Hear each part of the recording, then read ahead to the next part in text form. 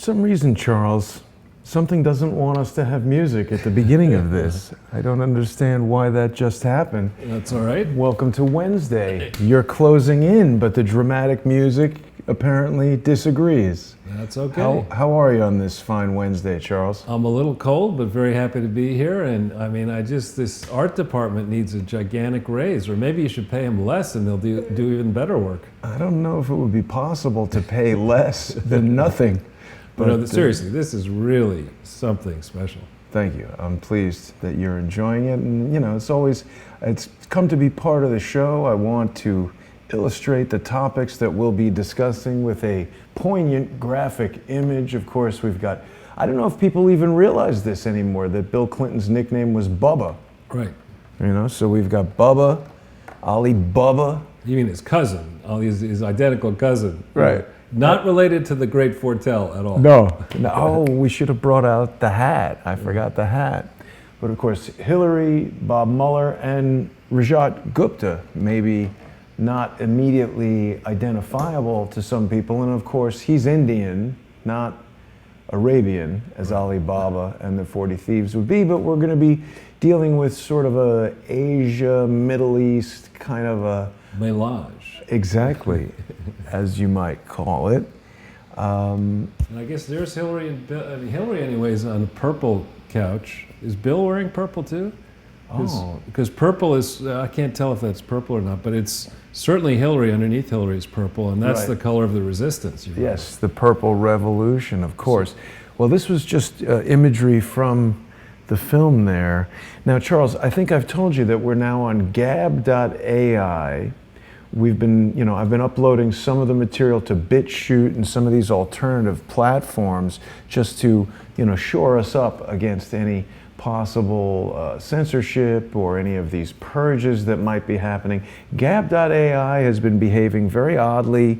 The videos usually stream live on there, and they're supposed to stay after the broadcasts are done, but they haven't been doing that. So I appreciate the people that are sticking with us on gab.ai. And okay, there we go. We've got our live video playing on gab.ai right now. Hopefully it will remain there when we're done. There's a ton of stuff going on. I'm personally a little bit concerned about CIA Mike Pompeo going to Secretary of State. It seems very much to me like one of two possibilities. Either Trump has taken over the CIA, or the CIA has taken over Trump. Well, you know, in Pompeo's case, there is, anytime you see a military person, a long-serving military person, then going into the CIA, you do worry a little bit. But on the other hand, Pompeo was, I think, an original member of the Tea Party. And I think it's unlikely, it's never impossible, but it's unlikely that he has already been corrupted by the deep state. I think when we think about the State Department itself, though, I mean, it truly is a swamp. I mean, it is infested with people who believe they are far more sophisticated than the ordinary American. They're taught that, you know, look, the politicians come and go, but we run the world. We don't run just the foreign policy of America. The foreign policy of America runs the world. So, you know, we'll just do what we want, and we'll wait for these other people to tire themselves out. And we can always get on a plane and go to some conference somewhere, or go off to literally go off to Timbuktu. And by the time people catch up with what we're going to do, they'll be running for office again, and they'll forget about it. Right. So there's a certain amount of, there's a great degree of difficulty for anybody trying to tame the State Department. Now we go back to you could say it's a gain, you could say it wasn't a gain, but when Henry Kissinger basically made the sitting Secretary of State look like an idiot, and then... How did Kissinger do that? Well, Tillerson, you mean? No. Way back under Nixon, there was, I forget the Secretary of State's name. I thought Kissinger was the Secretary of State. He became, but beforehand he wasn't. And at moments in time when he was, I think, just National Security Advisor in the White House, he made the Secretary of State look stupid. And he ultimately then fell into the role of Secretary of State. So it's a very heavy lift to actually run the State Department, particularly because the bureaucrats there are adept at, you know, working the bureaucracy the way we demonstrated long ago in that English sitcom, The Takeoff, Yes, Mr. President, Yes, Prime Minister.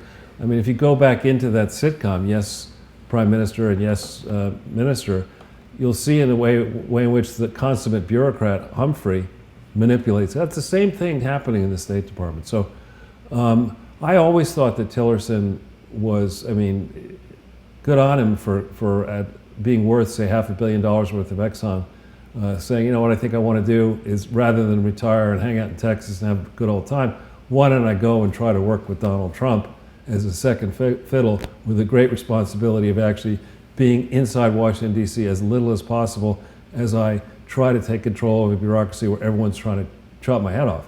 I mean, it was a tough job he took. Yeah. I didn't see the personal chemistry between Tillerson and Trump. So, you know, he gave it 14 months. He made some accomplishments. It's time for some new blood. He's got to be pissed about Trump essentially firing him over a tweet. Yeah, that's not good form, I don't think. But as a guess, this tension has been going on for some time. I mean, this didn't just happen over one incident. We've had the, you know, going way back. There's a story, I think, in the press that when they all went to Saudi Arabia, Yeah. or China or somewhere, I think it was China, you know, Trump told him to eat his Caesar salad or something like that. Why? Because it would offend the Chinese host if he didn't eat the salad that had been prepared for him. But, you know, I don't think, you know, and I think about, you know, major league property developer over here, Donald Trump, and, you know, guy who ran the world's largest oil company for a long time, starting with nothing. You know, I kind of put Tillerson's experience over here, and I put Trump's experience down there, and, you know, it must have been tough for Tillerson to swallow a lot of that. Well, he's out now. We'll have to see. I mean, I'm just curious about what this whole... Yeah, I mean, Pompeo came into the CIA.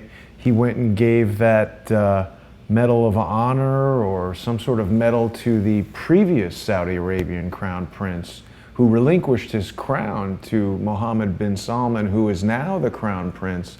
And I just can't help but wonder how all of that, the relationship with Saudi Arabia, is so important because of the petrodollar, and there's all this, you know, activity with cryptocurrency. We've heard that fiat currencies don't last more than 40 years or whatever, and that the dollar is coming to the end of its life. There's always some economists talking about the dollar doomsday, and Right. I just can't help but think about how all these things might possibly be related. And did you say comedian or economist? Yeah, I always wonder about that when there's a science that really nobody understands or has the right answer about, and someone makes that their job and then they're always wrong. That's sort of weird to me, but you know. Well, we're going to try to keep this presentation short, mindful of the patience of our viewers, and thanks to our viewers for watching these many hours that we've been putting out there. We thought it would be a good idea to step the pace up to 2 a week, because we're seeing signs that we can't fully disclose on air of activity inside the United States and outside the United States, where actually people are watching this show and are really rolling up their sleeves and are pushing governments to do work, and that work is culminating in investigations and testimony. And I think all eyes really are on the FBI and on Cody Highland, the U.S. attorney out there in Little Rock, to see how far he's going to go in moving this along. Because from the people who take the time to look at the record, the question, as I say all along, is not, is this a fraud? The question is, how come Dopey James Comey and Bob Mueller and the others couldn't see this in about 2 weeks? Yeah. You know, going all the way back to 2001, you know. So that's the bigger story here, not the contours and context of the fraud, but why it is that so many authorities, the state of Arkansas, so many state taxing authorities, New York and California in particular, Illinois, so many of the states, then the IRS, and then so many governments, both donor governments and governments where this fraud began to operate. Why did so many of these people let this thing slide for so long?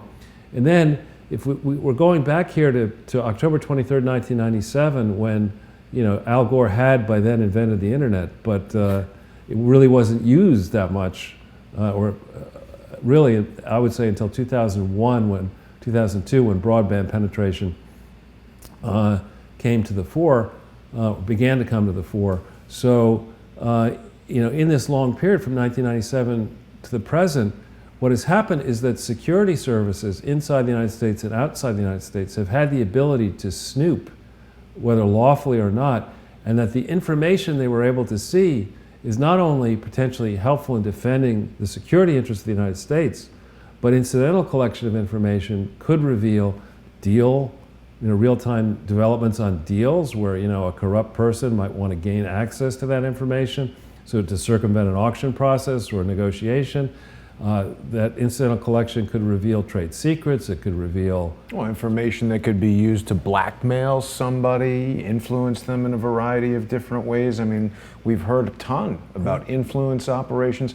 And your mention of dopey James Comey caused me to think about another guy that we really don't like on this show, Andrew McCabe. And rumors flying today that he will actually be fired. Right, and actually I see here, I didn't notice that this is an acquaintance of mine, Katie Benner, who's a very good, I think, used to be a Fortune magazine writer who now apparently is working for the New York Times. She's a gifted writer. Great. And hats off to you, Katie, for landing a job. I hope you don't need your pension much because you're not going to get it at the New York Times. Why is that? It's going to fail. But it will be a nice credential to have, and I hope you can save some money out of your salary. What do you think about this story, Charles? Will they fire Andrew McCabe and deny him his copious pension and other benefits that he would get if he were not fired? I think they should. I mean, clearly, you're in this country. You're innocent until proven guilty. There's due process of law in theory, and I wouldn't say just because McCabe may have flouted the law and abused his position that we should turn around and do the same thing to him. But if you have a real investigation of this history, it's apparent to me that what actually happened when you reconstruct the timeline as we've done, that when somebody said it's secret server, all of our nation's secrets, you can handle those in your bathroom, your third floor walk up in the Chappaqua Mansion or somewhere in Whitehaven or maybe who knows where in some other third party. You could do that, the whole time you're Secretary of State. What could possibly go wrong? We got nobody who might want to steal that information, Well, there's another secret server that the FBI failed to investigate, or at least what appears to be a possible server at 4809 Sprayer Street, where on this program we located a cable box. We tied that to Cox Cable and actually called Cox Cable and got them to verify that there was, I don't know why they did this, they probably shouldn't have revealed this information, but Cox Cable volunteered that there was in fact a high-speed internet account in that home before, during, and after Laurel Everly rented the home from Imran Awan. Laurel also described a light that was on 24/7 in a garage that she couldn't access that Imran said was connected to a cooling unit. The FBI questioned her, never took any of that evidence. It took me, Susan Lutsky, Thomas Paine, and a bunch of other people to figure all this out. Right. And then, but staying narrowly on this McCabe-Clinton issue, so they operate the secret server. Nobody apparently notices this, or maybe a lot of people notice this, or maybe Barack Obama, got really drawn into it, and his name might be all over these emails. And they got to a place where they said, "My God, we can't stop this now. Who knows how many emails there are? We can't destroy them. Even with BleachBit, we can't. Well, we got to do something. We got to just let this continue." And so they let Hillary do this. They let her leave on February 1st, 2013. I don't know at what point what McCabe was doing at that point, but they let her leave with all this stuff. Nobody says, "Hey, give us the stuff back." And they keep all this stuff. What are they doing from February 1st, 2013 onwards? They're stepping up their efforts to get an endowment raised at the Clinton Foundation from a secret office at 77 Water Street, and who knows how many other secret FBI offices, Deputy Director how Andrew many other McCabe secret is fundraisers. And this continues until ultimately somebody, Inspector General, maybe at the intelligence community or the State Department IG, who was absent, not really functioning while Hillary was Secretary of State, but at some point, this investigation is triggered into mishandling after Hillary reluctantly turns over some of the emails on December 5th, 2014. An investigation is triggered July 10th, 2015. And that is definitely when McCabe was in the mix. That is definitely when McCabe's wife was trying to be lieutenant governor of the Commonwealth of Virginia. And, you know, like in that scene in Caddyshack, oh, put my best man on it. You know, they Was put it lieutenant governor or state senate? state senator, you're right. Yeah. You know, the Caddyshack thing, you know, we need somebody to fix the gopher problem. I'll put my best man on it. They put, you know, they put McCabe on it, right? And then they said, McAuliffe says, how much cash do you need for your campaign, you know? And then McCabe makes sure that they slow walk, obstruct, you know, obfuscate. But somebody, we've showcased this on an earlier show, a senior State Department person, you know, sends information direct to I really want to know who that was. Well, we're going to figure that out eventually. I'm pretty sure it'll come out in the Horowitz report. And by, I think it was January 27th, 2016, when Bernie still had a shot. I mean, there were crowds. I went to rallies after that point. One rally, it was cold. I remember. Yeah, and, you know, he should have cared about those damn emails. He should have. But anyway, so there's a long trail here, and I hope that what they've been doing, you know, I don't actually wish waterboarding on McCabe. There are other people in this that I wouldn't mind to see waterboarded. But McCabe, you know, he should have been told, listen, dude, you know, you got a very, I mean, if Paul Manafort faces life in prison for what he did as an outside, profit-seeking American citizen who broke the law, what penalties should be brought against, you know, a longtime guy who's seriously expected to walk out the back door, the front door, or the side door of the FBI with a gigantic pension for many years, flouting the law, obstructing justice, and trying to install a reprobate and a team of reprobates, you know, over the express wishes of the, you know, the Democratic Party. They rigged that thing to install Hillary Clinton as President of the United States. I mean, this is...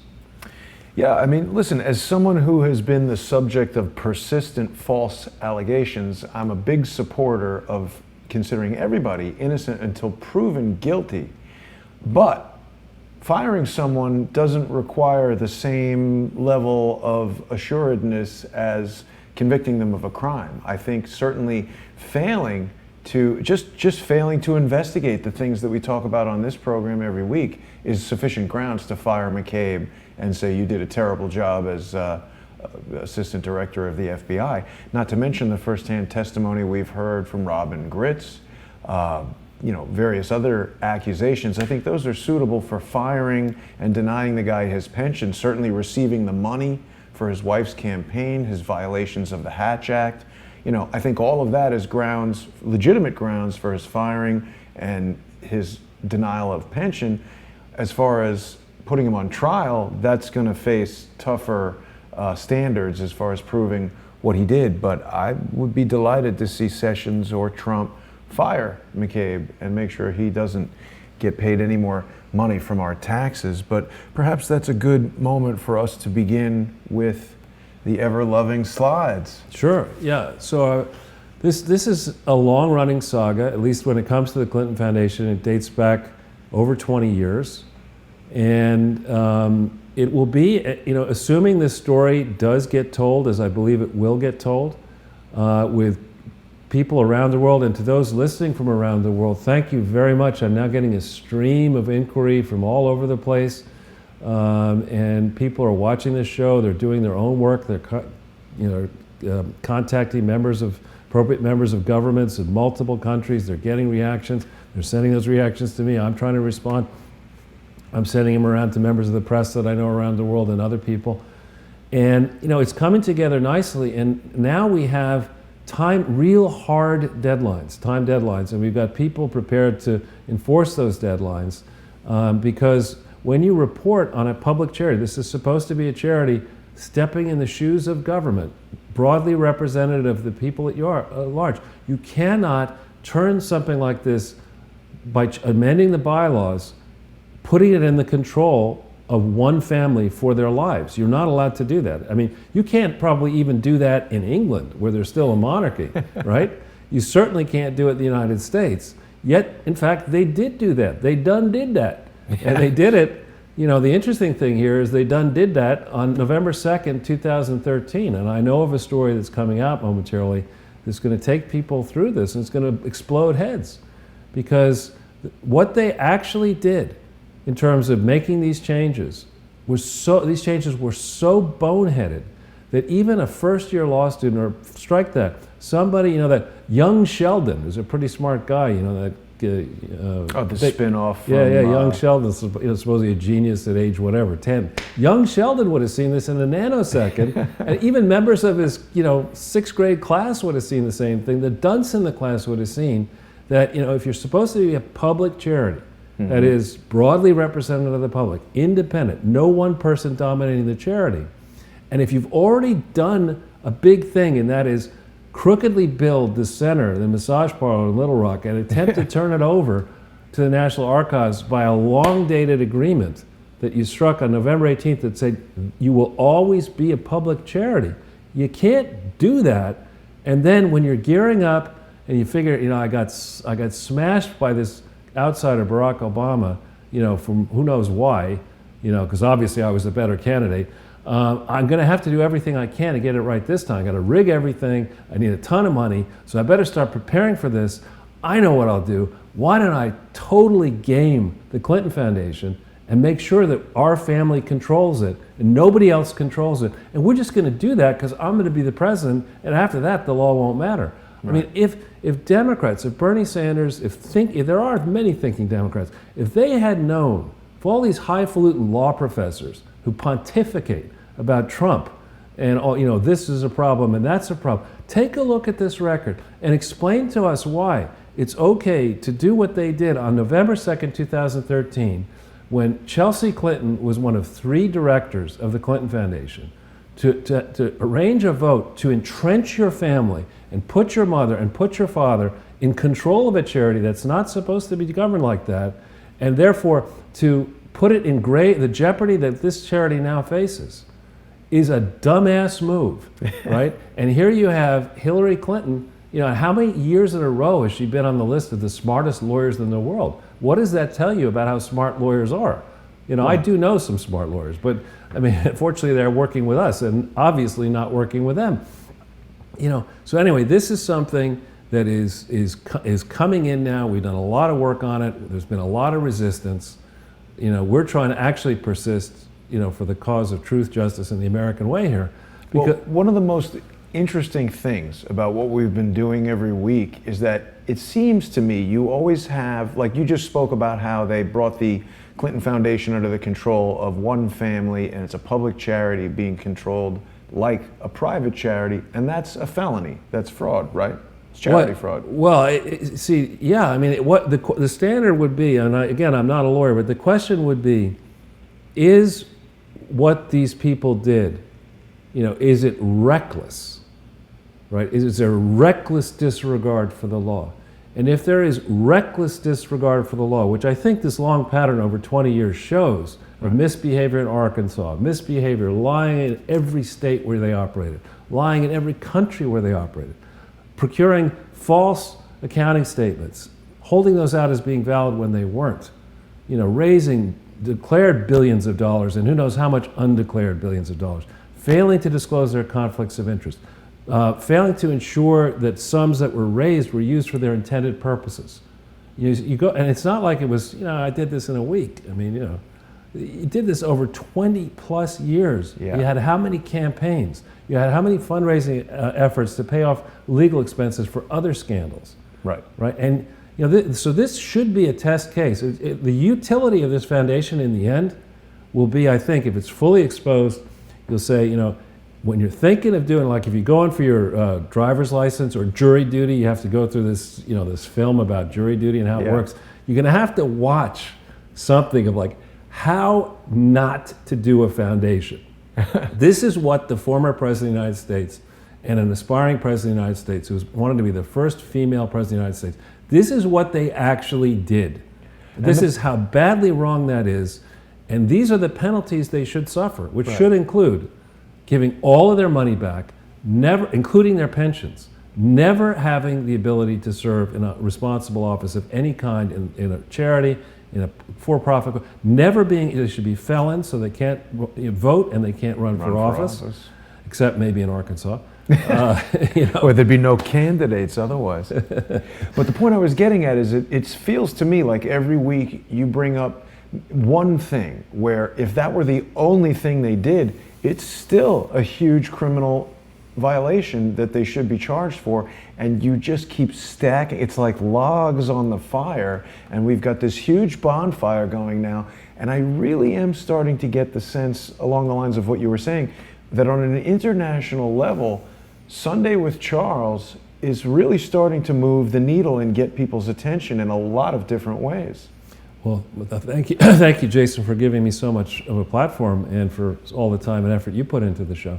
But yeah, I think that is happening, and now adding the second thing of closing in, where we give people, we're not trying to raise hopes falsely. That's the province of politicians. Yeah. We're trying to show you, quicken the pace. Right, we're trying to show you that that things are happening, yes, and real deadlines approach. One that's coming up hard. We're going to talk about a few, but there's certain. The state of California has actually the state of California of all places, and Xavier Becerra, who's not on my hit parade, for his role that you've exposed with the Awan scandal and his deputy with the Awan scandal, of all people. Xavier Becerra in the state of California is putting the high hard one against the Clinton Foundation. They face a deadline of the 24th of March, 2018 to provide information they can't provide without blowing this thing to smithereens.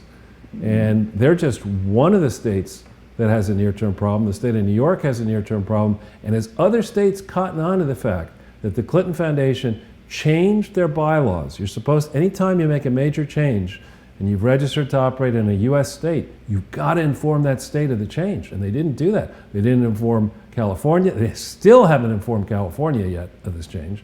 And they have only recently, on June 27th, 2017, informed New York. But they, typical Clinton fashion, they tell you part of the story, yeah, but they don't tell you the whole story. So why anyway, do you suppose Becerra would be acting against the Clintons if he was so involved with the Awan scandal?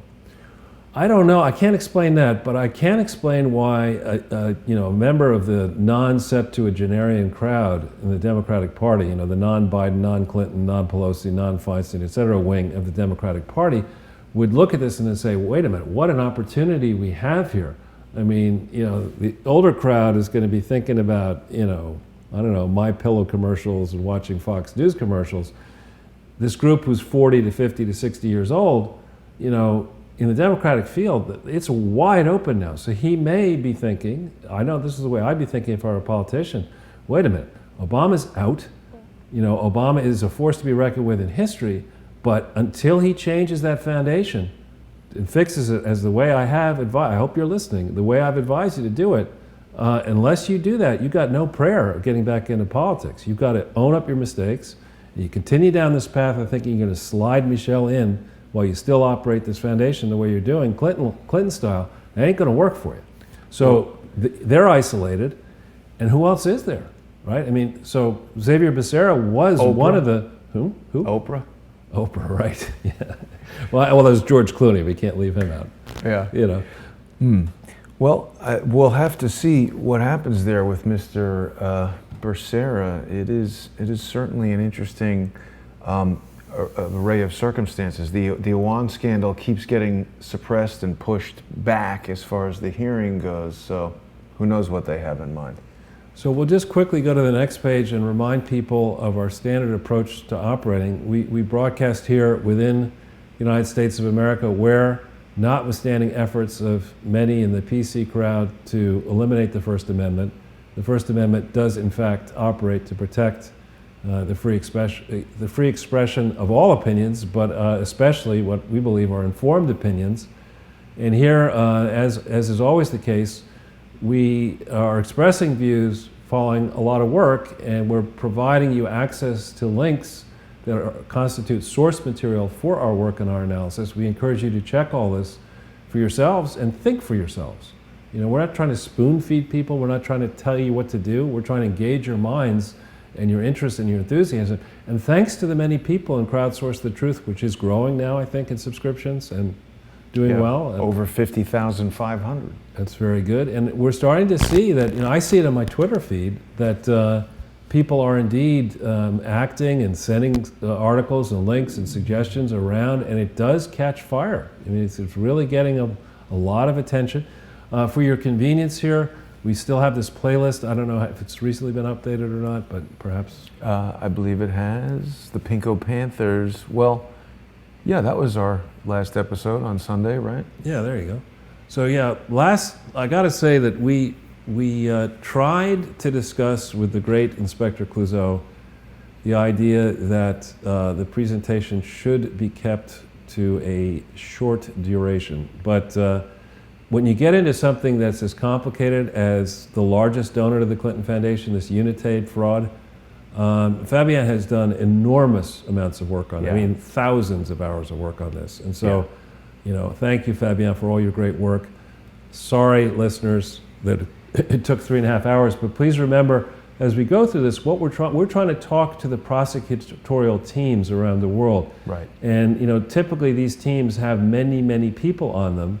And so this format of providing a walkthrough, a little bit of humor to keep it light, and then the actual slides so you can check for yourselves, I think is working well. If we were doing a television show, just like a general interest show, it wouldn't be like this. Right. But this is the approach we're taking. The other aspect that people enjoy, I think, is the interactivity of the comments section. And Charles, I don't know if I had brought this to your attention, but our most recent episode, the Pinko Panthers, came under an attack. Did you see that? People felt were colorists? Well, I don't know about that, but frequently we are seeing bot attacks or sock puppet account attacks. Now this video is approaching 13,000 views, which is pretty typical for about this amount of time passing, but in very atypical fashion, 1.1 thousand thumbs down. Yeah, I have to apologize. One of those is mine. I hit it by accident on my phone, but only one. Tipping the scales with the one thumbs down. I mean, to me, when I see an outlier like this is so vastly different than the performance of so many of the videos we've done, particularly the Sunday with Charles videos. They never get this type of, this is 1 in 12 people disliking the video. Yeah, I suspect that's probably a bot attack, but it'd be interesting. We should be able to, when you check, can you check and see, how many of those are distinct and the identities, or these are anonymous? I don't know of a way that I can determine who has liked or disliked the video, but that's another element of YouTube that's a bit strange, that they allow people, in the United States, when someone accuses you of, I don't know, being a Mossad agent, normally you're able to confront your accusers. As a matter of fact, that's one of the things in the Constitution, is the right to confront the accusers.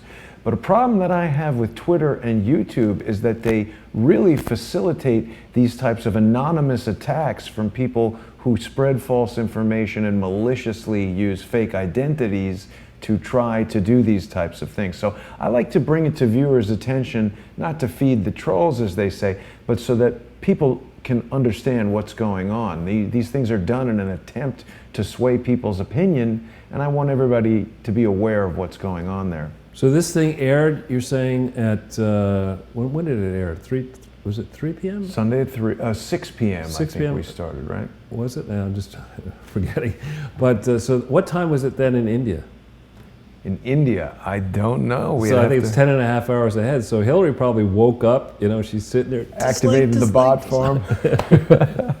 Well, it can't be 1,100 dislikes from one account. No, she got this whole, she just probably put a sign on her hotel window saying, you get 10 rupees. Free hot sauce? Yeah, free hot sauce at 10 rupees if you push the dislike button right. at the business computer in my hotel. Anyway, so why don't we quickly, I'll go through this very quickly. In some cases, I'll suggest that we pull up the link, and in others, we'll just let it go. Sure. But what we're seeing recently, this Theranos was a blood testing company that at one point I looked into it, and the link explains it had a market value, a private market value, it wasn't publicly traded, of $9 billion. Now let me give you the profile. Okay, science company. The person behind it had minimal scientific credentials. Very attractive, well-spoken, blonde, Stanford University graduate. Okay. Oh, I remember hearing about And this story. person, decided, what we'll do, since it's a science company, we will assemble a board of directors that is all very old men. 80-year-old men, 85-year-old men, 90-year-old men. And we'll come up with all these slogans and TED Talks, and we'll dress in black, and we'll promise all this stuff. Science. And it was like the good old days of the dot-com bubble, where, I remember being regaled by these two people who lost a lot of money. We're sitting around after the dot-com bubble, and we were saying, well, what was your biggest dot-com bubble mistake? And the guy said, I put $10 million into balls.com. And the next person said, you only put 10 in? I put 25 into that thing. It was a shipping error. This is lackofballs.com. I mean, this has just made no sense at all.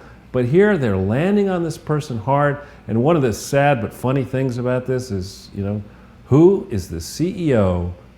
If you're going to have a fraud with a sketchy company, what is the ideal name for a CEO of this thing? She's Holmes, isn't she? She's not the CEO. Oh. She was the... Look at this Elizabeth Holmes, founder and CEO of Theranos. All right, and who is the president? Ramesh Sunny Balwani, right? How much trouble are you going to get in? So Ramesh refuses to cooperate with the SEC. He's about to be sued by the SEC. She's cooperating. She's, paying a big fine and getting in trouble, whatever. She can never serve for 10 years. But this company, was the darling. This lady appeared at a women's summit with Hillary Clinton. I remember hearing all kinds of great things about her. And, fraud is fraud. In general, if it sounds too good to be true, it's not true. Right. When the second you have, especially a young person, and I got nothing against young people, but a young person without that much experience, without credentials, starts spinning this amazing tale of, it sounds too good to be true, just raise your hackles. You're in red flag territory. Don't be an idiot. Don't part with a lot of money. Right. And if you're seduced into investing in the company, hire the meanest, nastiest, toughest skeptic in the world to attempt to debunk, and don't use Hillary Clinton. Get somebody who can really debunk something. And this thing should have never gone as long as it went. But now it is in the SEC crosshairs. It is in the Department of Justice crosshairs. SEC is civil. It could move into criminal. And this tells me that fraud cases are going to be taken more seriously. And if we do have a crack in the market, which seems to be in the offing here, a lot more frauds will be exposed. And we could go through a very good cleansing process where frauds are exposed in for-profit land and not for-profit land. Yeah. So the other thing that's happening is, and this is an interesting one, we should pull up this Facebook link if you don't mind. I saw this, I was looking for, I didn't even realize that I was named in this thing, but I'd never even seen this thing before. But it turns out that there is a deep connection between the Clintons and Theranos. Really? Yeah. Well, you'd expect it. Fraudsters look for other fraudsters, right? They travel in packs like rats, and they say, hey, I pulled this fraud out over here. Well, that's nothing. Let me see what I can pull over here. I mean, they're really prolific. When do they sleep? I don't know. You've opened a door I don't want to go through. Sleeping in the Clintons, I don't want to think about that. Yeah, I mean, they're I really don't want to think busy about it. doing fraud all damn day. Right. So the connection between the Clintons and Theranos That's her company. Deep. What does Theranos mean? That sounds like some kind of Greek mythology. It probably means don't give me your money. But so this is also interesting. I want to just, before we hit this thing on this finance link, this is an example of the power of the new media. So what happened here is we did our show Sunday, and we've done other shows, and I believe I was the first person to say that the Clinton Foundation is at least $100 billion fraud network. Now I'd say it's more in the trillions. But this friend of yours, Kevin Shipp, I haven't met him yet. He used that same phrase, and he gave an interview, and we talked about it last Sunday. Well, that got picked up by Zero Hedge after our show, and then I happened to be watching Fox Business in the morning the next day, And Maria Bartiromo was on with Judge Knapp talking about gun legislation for about, of a 7-minute clip, about 5 of it was guns. And then she idly threw out this question to Judge Knapp, our indictment's coming from the Clinton Foundation, and Knapp just jumped on it, and he said, the Clinton Foundation is a criminal enterprise. And while I have used those words a lot, and I do talk to Knapp from time to time, I certainly didn't prep him to say that. And he, in my experience with him, he's pretty cautious, actually. He likes not just 2 sources, but 3 and 4 and 5 sources, and that explains why he's been so successful for so long, both as a judge and as a judicial analyst on TV. So that was a big move for him to say it's a criminal. It is. It didn't say maybe. Right. It is a criminal, and so that got a lot of attention. Got picked up all over the place, and nobody's tried to debunk it. I guess everyone's over in India, falling down stairs and spraining wrists and enjoying Indian beer and curry. But that's always such an interesting thing, when someone makes an accusation and then it's not addressed. They say, oh, well, this other thing, that other thing. They try to distract rather than, if the Clinton Foundation was not a criminal enterprise and someone went on national television and announced to millions of people that it was, why wouldn't Bill Clinton tweet and say, that's wrong, here's the evidence? Well, I think they tried that for the longest time. I mean, they tried that when they believed that the H.W. Bush, Clinton, W. Bush, Obama, syndicate was going to be, welcome as its newest member, Hillary Clinton. When everyone thought that was going to happen, nobody was really prepared to go down this path, because people involved in the past knew that if you open these doors, a lot of people get sent up the river if the big dog wants to do something about it. Right. So, there was a reluctance to get into this, but now, and really I noticed it starting, frankly, in 2015-16, before the election. The Clinton Foundation has never attempted to push back on the specific claims that I've made here. Not once. They've never said, yes, we have an audit, a real audit. You never dared say that, because you've got the evidence. They start to fight it, it's just going to get worse for them. Well, it's just chalk up another set of counts when they ultimately do decide. So as a guess, what has happened, and I'm purely just guessing, that there are lawyers around the Clintons who are beginning to think about the very dangerous question, which is, where's the Diet Coke? Not even that. They're thinking about, what happens to our firm if we recklessly attempt to defend the Clinton Foundation? I mean, there's all this chatter. I just want to digress for a little bit. There's all this chatter, and from time to time I make the mistake, and it just really pains me every time I do this. I'm not good with my clicker, so I'll click, click, click in the morning, and I get stuck on Morning Joe. And it just, How's his intern doing? Oh, I don't know. You mean the one who's still dead, or yeah. So, and I'm watching this, and these pious people, or I don't know if they're pious, maybe they're Satanist people, are sitting there saying, well, just because there's no collusion, the special counsel has a responsibility to look into any evidence of criminal wrongdoing that may be uncovered as a result of their investigation. Really now? I mean, we go back to 2001 to 2005, when Dopey James Comey and, Sleepy Bob Mueller were spending 4 years, that's a presidential term, looking at an obvious set of frauds and saying, I don't see any fraud. Not me. Fraud. You see any fraud? I mean, it was just, nope. And, Dopey Comey. The contrast between those two approaches, amazing. Not to double digress, but before, when you were talking about the Obama Foundation needing to take your advice to straighten themselves out, what about this release of the Fast and Furious documents? That might be a whole other show we should discuss, but the scandal-free presidency is about to have a rude awakening, I think. I think so. I mean, so this whole idea of letting presidential foundations not truly be independent, you see that the reason that presidential foundations are supposed to house these presidential records is because the presumption is they will be operated as both a 501c3 real charity and a 509A1 educational supporting, publicly supported entity, which means it can't be partisan, right? So what has happened in recent years, particularly in the H.W. Bush years and forward, is that these records that should, people who loathed W. Bush and loved W. Bush should have the same access to the records that are the property of we the people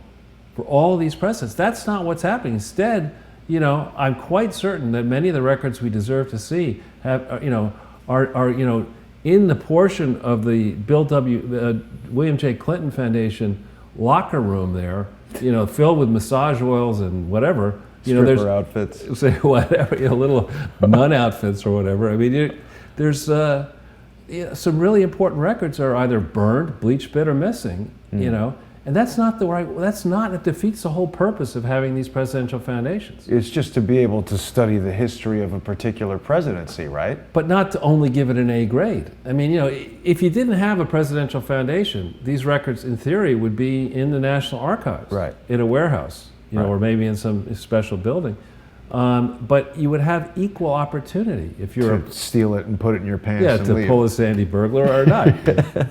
No, these records are real and they deserve to be studied. And as passions cool, as people die, 30 years from now, maybe 50 years from now, or maybe sooner, people are going to want to really understand what the F happened. And That's the title of your book, Joe. Right. So we don't have to pull this one up, but the Kevin Shipp thing is in this link here. You talked about Andrew McCabe actually likely to be fired. I think that would be great. I think we need to pull up this Hillary Clinton's India magic carpet ride link.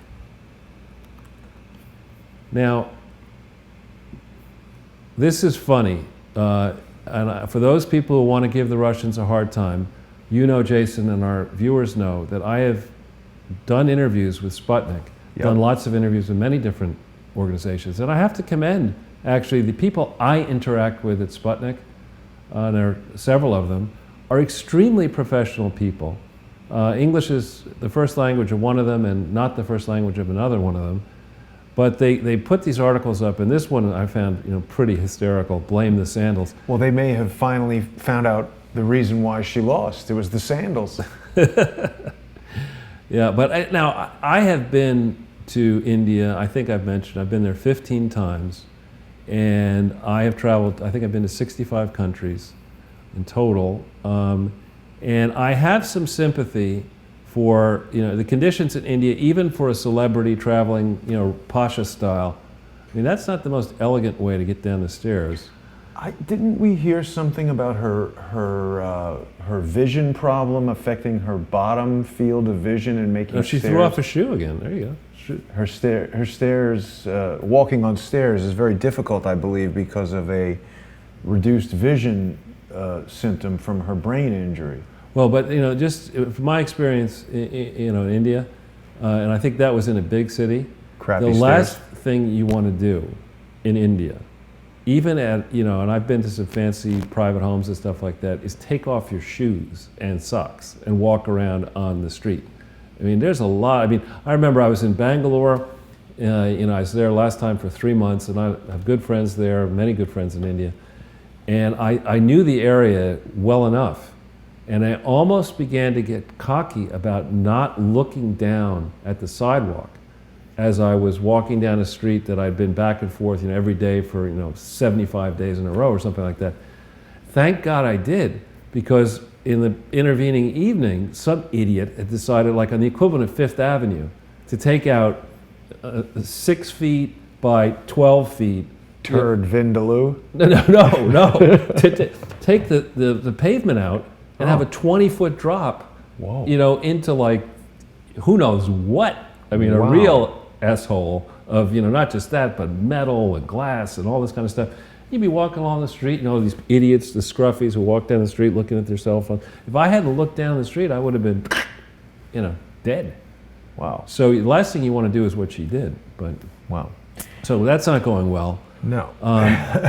Better than, what's his name? Justin Castro. Julian Castro. Justin Trudeau. Oh, Justin Trudeau. Yeah, Justin Trudeau. Yeah, he was really kind to those Belgian monarchs. It's like, I don't think I'll show up. What if he showed up wearing some ridiculous Halloween costume? That's in India, but I thought you were talking about what happened recently. There was a state visit, why Canada decided of all the countries in the world, let's have a state visit from Belgium, Well, but they had a state visit from the King and Queen of Belgium, and they do have a king and queen. And Justin Trudeau said, no, I'm not going to meet you. wow. That's kind of weird. Why did he do that? Not, not all that swift, our Justin, I don't think. So I want to just put this link up, if we can, Jason, the 2016 election laws. This is an NBC story, okay? Now, maybe NBC is fake news. Oh yeah. I mean, this Nothing but crap, I believe. Yeah, exactly. Mark Dice calls it. Here's Hillary Clinton allowing herself to be quoted, U.S. did not deserve a Trump presidency. We Really? deserve Says that Hillary, Hillary presidency? It says who, And, what's that, who's the character who says, shut your damn pie hole? I don't know, Larry the Cable Guy? There, shut your damn pie hole. I mean, this is just crazy talk. And Yeah. it used to be that we had a phrase that politics ends at the water's edge. The idea used to be that, when rivals traveled outside the United States of America, Support the country. yeah, you support the country, you don't trash the sitting president, even if you disagree. And I just think talk about a sore loser. Can you imagine what NBC and CBS and ABC and BBC and all the other Cs, would be doing if Hillary had won and Donald Trump was on a shoot your mouth off tour? Probably wouldn't be in India, but saying this kind of stuff about a sitting U.S. president, seize his passport, put him in prison, Well, he used to say stuff about Obama all the time. I don't think he would have changed. Well, my point is the reaction, Yeah. was to savage him, Yeah. right? And so, but what you're seeing here is interesting in this final thing. This is in the Blaze, but I saw it elsewhere. Hillary's former campaign manager said, yeah, listen, actually, what you said is terrible. I mean, terrible is not that's not a D, that's an F minus. Terrible is not good. To have your former campaign manager say this, I think puts paid to the notion that she's going to be running in 2020, Hillary Clinton. I mean, this advertisement alone, on top of the deplorables, on top of the other, the swan dive on September 11th, 2016, and now the Indian down escalator ride, and now performance. spraining your hand. I mean, how do you sprain your hand and have to spend 2 days in bed for that? I have sprained my hand. It doesn't require bed rest. Yeah, that's weird. So anyway, so things are not particularly going well for the Clintons. And we now then move into this whole idea for our topic. We're only going to do, uncharacteristically, we only have a few slides today. We have lots of links to talk about, but it's important to remember as we think about what truly is happening, that over a long period of time, the Clintons, and it's really this uniparty mafia, has been milking the Middle East. You could say back to 1973, it could be even before that. And the way, the Faustian bargain, the bargain with the devil that happened was we allowed oil prices to go up in exchange for having access to oil, and then we encouraged the gains of the Saudis to be recycled into U.S. companies and U.S. banks. And there was this, need to build up the infrastructure, first in Saudi Arabia and then in the wider Middle East. And when you do that, as we see in the Little Rock, small Little Rock project, which was only a case where they stole 64 million at least out of 165 million. The building of the Clinton Library. And massage parlor and roof garden. When you see how much you steal, what's 64 divided by 165 is more than a third. You could steal, let's say you're stealing a third of all the construction activity throughout the Middle East. That's a few bucks. Wow. And that's not just in the Middle East. Around the world, all that could have been stolen and could have been, hived off and sent through different people who were supposedly, brilliant investors like Waleed and others. If you need to wash a bribe, maybe what you do is you give it to some kid and allow the kid to say, "Oh, I'm a genius. I thought investment. I turned a camel omelet shop into a chain of camel omelet shops, and I returned 100 Camel omelet. It's a little gamey. But who owns the biggest construction company in Saudi Arabia? One of the biggest is the Bin Laden family. Yeah. But the way in which all that works typically is that you have consortia that include Bechtel, of course, and reputable firms.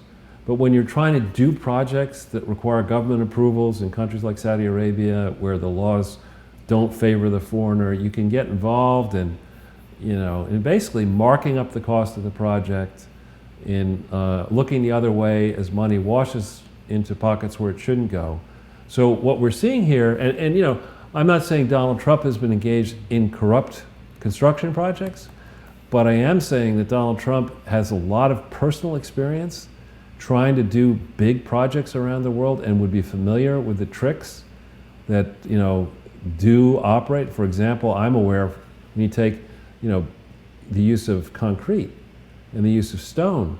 You're not going to physically check every stone that goes into a gigantic new city and every the quality of each piece of concrete and They how may many leave certain stones unturned. you may do that actually. This talk of Middle East corruption, it causes me to think about our friend Laura Loomer and a tweet that she just put out today talking about several members of Congress being briefed regarding ISIS ties to the Las Vegas shooting. Is that a new look for Laura? It's probably a recent photo, but She didn't have blonde I think she hair. might have colored her hair, Yeah, who yeah. knows. But point being, Looks good. Yep, Laura was one of the first to report on ISIS involvement in Las Vegas, and that's an element of the story that has conspicuously gone away, and it causes me to think about how Hillary Clinton sent that email to John Podesta that we saw in WikiLeaks, where she says that Saudi Arabia and Qatar are providing clandestine logistical and financial support to ISIS. Now, it's unclear from the email if that's talking about the Saudi Arabian government, individuals in Saudi Arabia. Could it be Al-Walid bin Talal? I don't know, but it's interesting. Right, so the bargain that was cut, it is rumored, in Saudi Arabia was that after the was it Mecca mosque was taken over in 1979, it had to be liberated by the French Foreign Legion. The bargain that was cut back then, apparently, was that devout members of Saudi Arabia who were in favor of radical Islam were allowed to support radical Islam so long as those activities occurred outside Saudi Arabia and not inside Saudi Arabia. So there has been this many-faced approach where the leaders of Saudi Arabia, until very recently, this new Prince Salman, could say, well, Islam is a religion of peace, and we don't believe in this. But secretly, this prince and that prince and other, we're sending tons and tons of money. And that's been going on for a long, long time. We have to remember that the Middle East is, in much of the world, is a very tribal place. So you can't think in terms of a country. You can't even think in terms of a family necessarily, because there can be warring factions in a family. Yeah. So these are conditions that are susceptible to mass bribery and corruption. So it should be no shock, no surprise that this corruption went on, and no shock, no surprise that it has involved the entire political spectrum. So what's new here is that Donald Trump signaled, in his campaign, and the American people have signed on to the idea that enough of this. We're sick of this crap, basically.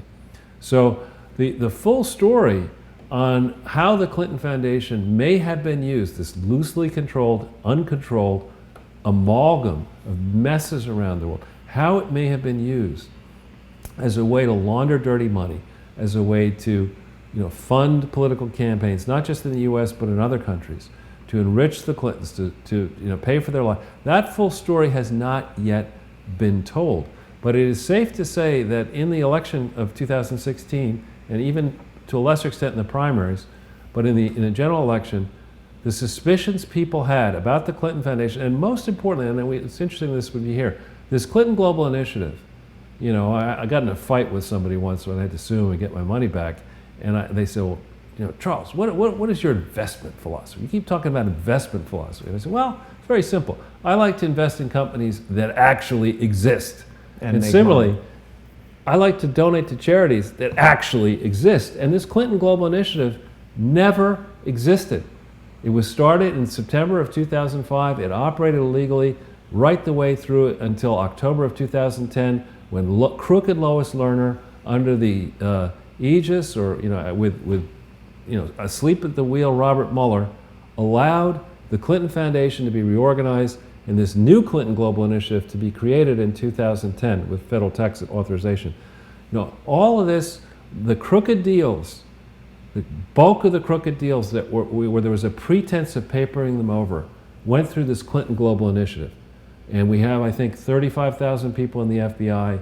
One would take 200 of them and look through the list of the Clinton Global Initiative Commitments to Action, which we provide a link in this presentation. Again, go link by link. Did this happen? When did it happen?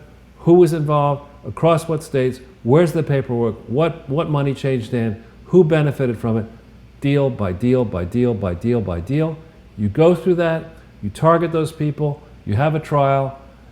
You can't do what happened in Saudi Arabia, where you ask people to pay freedom payments, and you certainly don't need to hang torture them by people. their feet. You don't need to torture Can't them. do that. Damn it. You take them away from their Chardonnay, that'll be tough enough. And But this sentence here has my attention. When they say the Kingdom of Saudi Arabia donated more than 10 million, I mean, that sounds like an official payment from the government, but could it be someone in the royal family, someone within the kingdom who's not?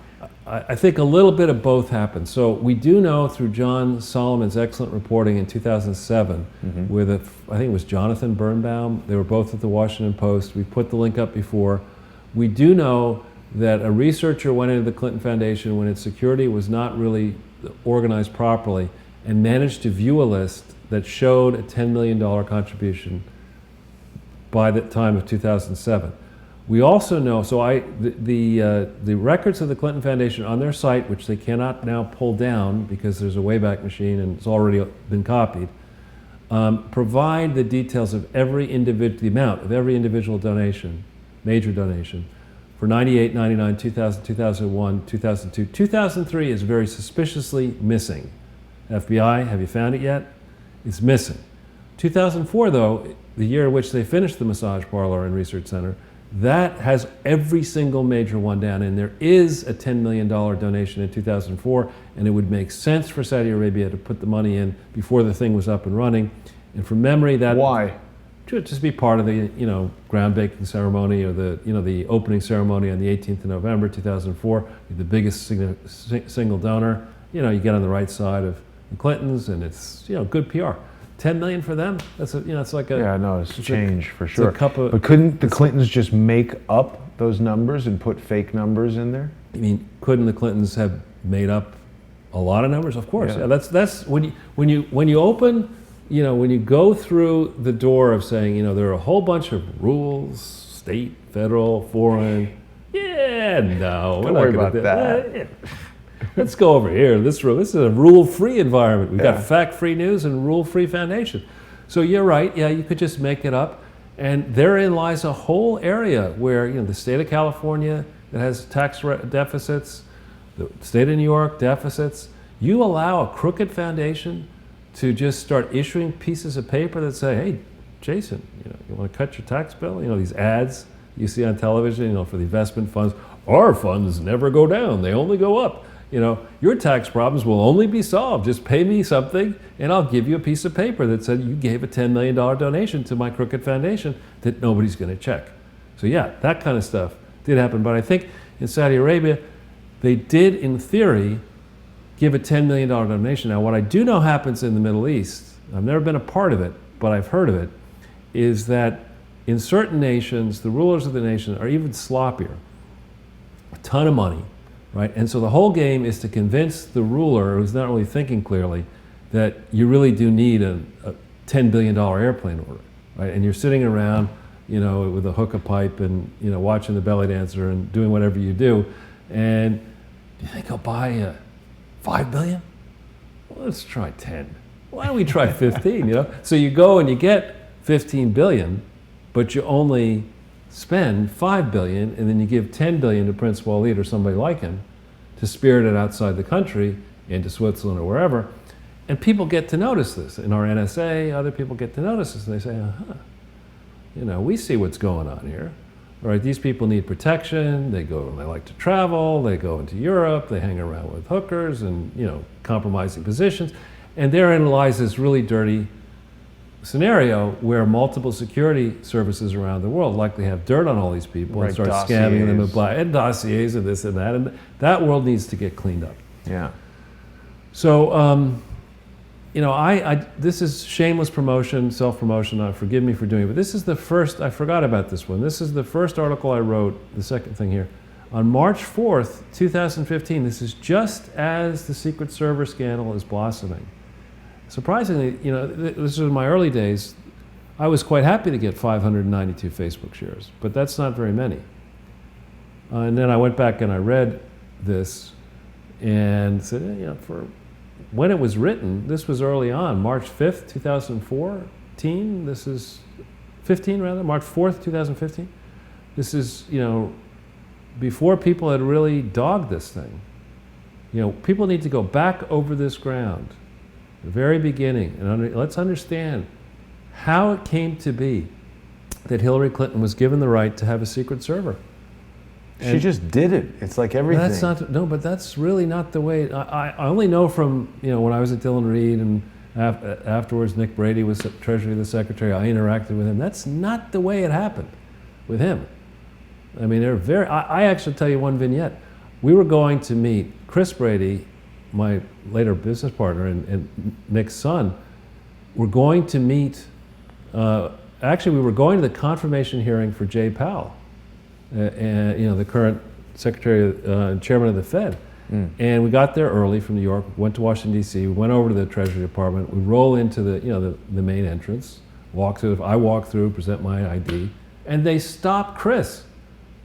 They start giving him a hard time. His father's picture is right there, the Treasury building. We're going up to meet him, and the security guard is giving this guy an incredible hard time. How do I know you're really Chris Brady? And the guy, Chris, is a spitting image of his father as well. That was the kind of security. Now, maybe they were just giving Chris maybe his father was giving Chris a hard time. but it's not, you don't just get to tell the President of the United States, those rules that the other cabinet secretaries, I'm running all of our international business, for the country. I'm just going to do it, in a spy-friendly way. We got to give these foreign spy agencies something to do here.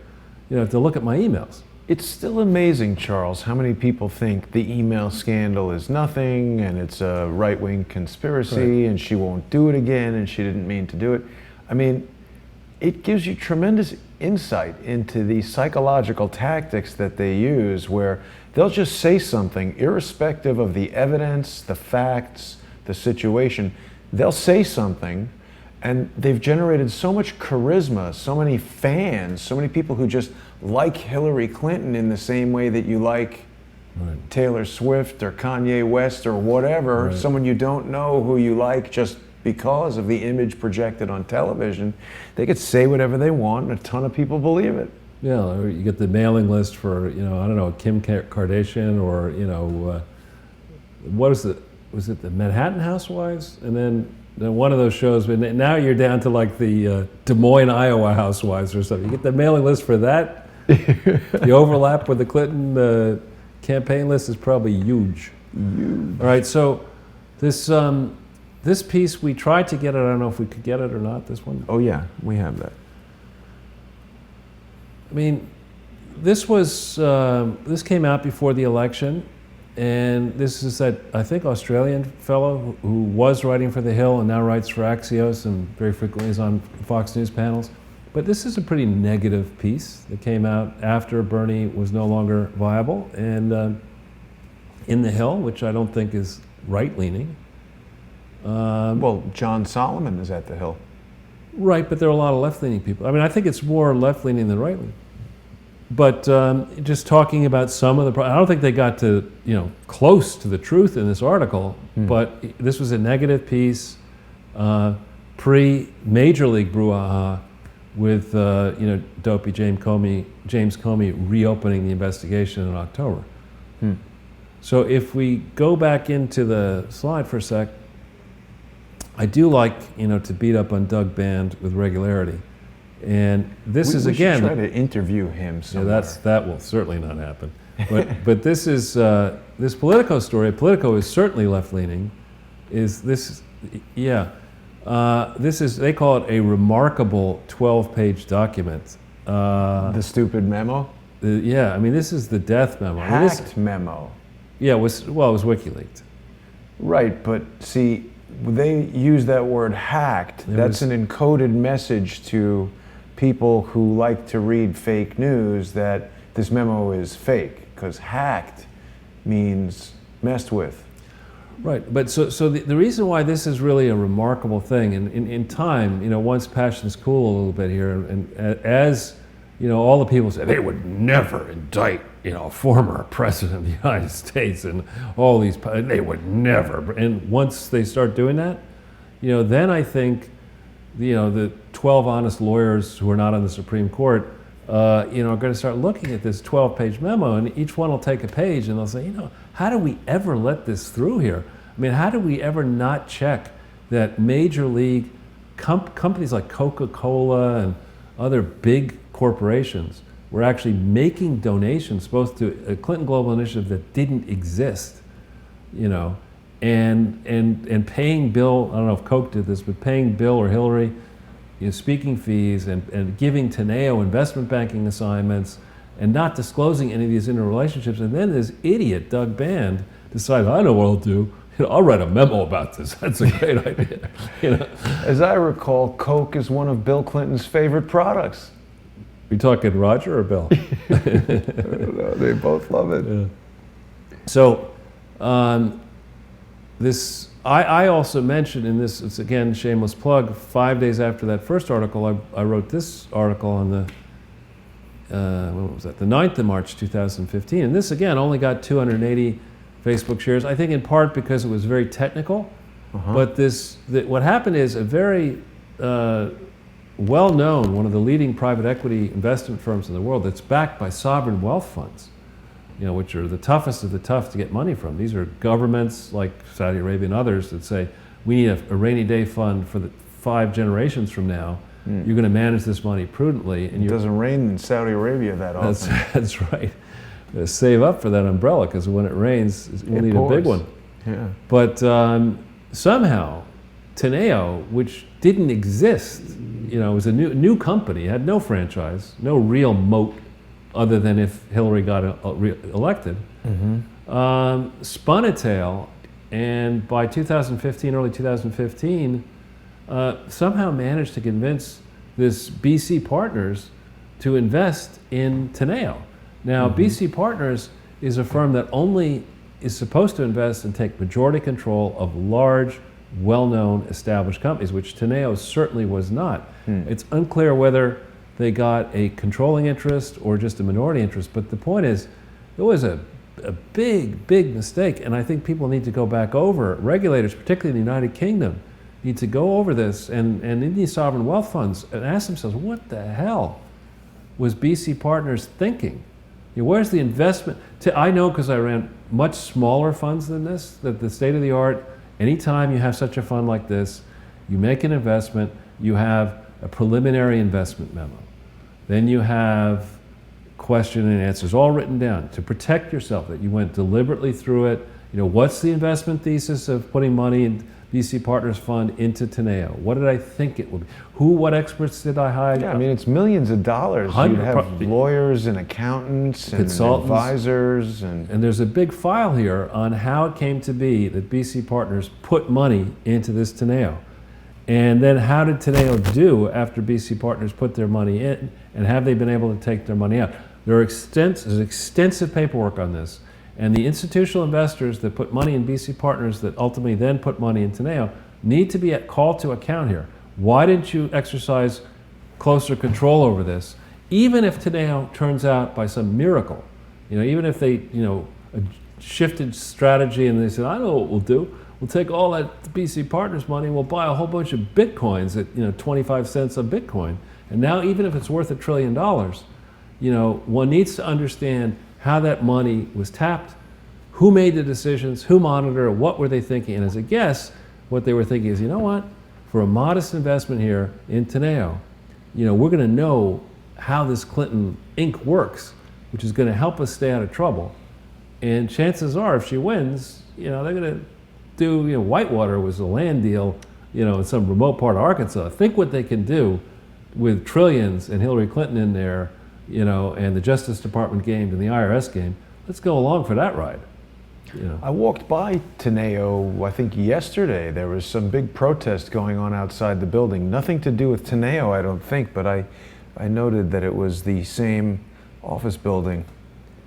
So this story here in the Daily Caller is by my friend Richard Pollack. Came out in May of 2016. And this was we were at a small beer moment. Now see here, he gets 27,150 Facebook shares. He's an Emmy Award-winning former TV producer. I think he was one of the initial producers of Fox News Sunday, following a career at ABC. So he's a real journalist.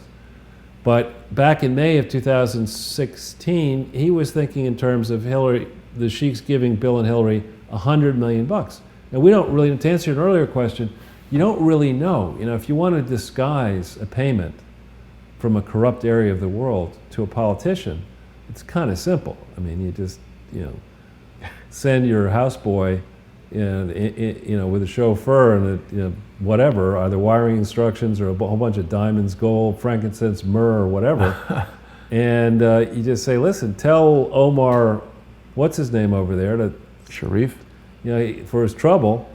To Ali Bubba, for his trouble, give him $5 and a quarter, give him $5,250,000. Tell him, send Clinton $5 million, take $250,000, buy a harem, and that's the way things work over there. If money talks, and Omar, what's his name, or Bubba, what's his name, knows that if he screws up and steals more than $250,000, he's going to spend the rest of his life missing his right hand, which is a big problem in the Middle East. So, but the real thing that I suspect was going on, and the reason why Donald Trump is so wise to be doing what he's doing, if he does trust Pompeo to be honest, and the career person to be honest in the CIA, they must know the scale of corruption now with the input from the Saudi people and from the United Arab Emirates and other places, people ratting on other people. They will know how many Americans and Europeans and others have been on this corrupt chuck wagon here. And you could claw back a lot of money here to help reduce the deficit, put a lot of people in prison.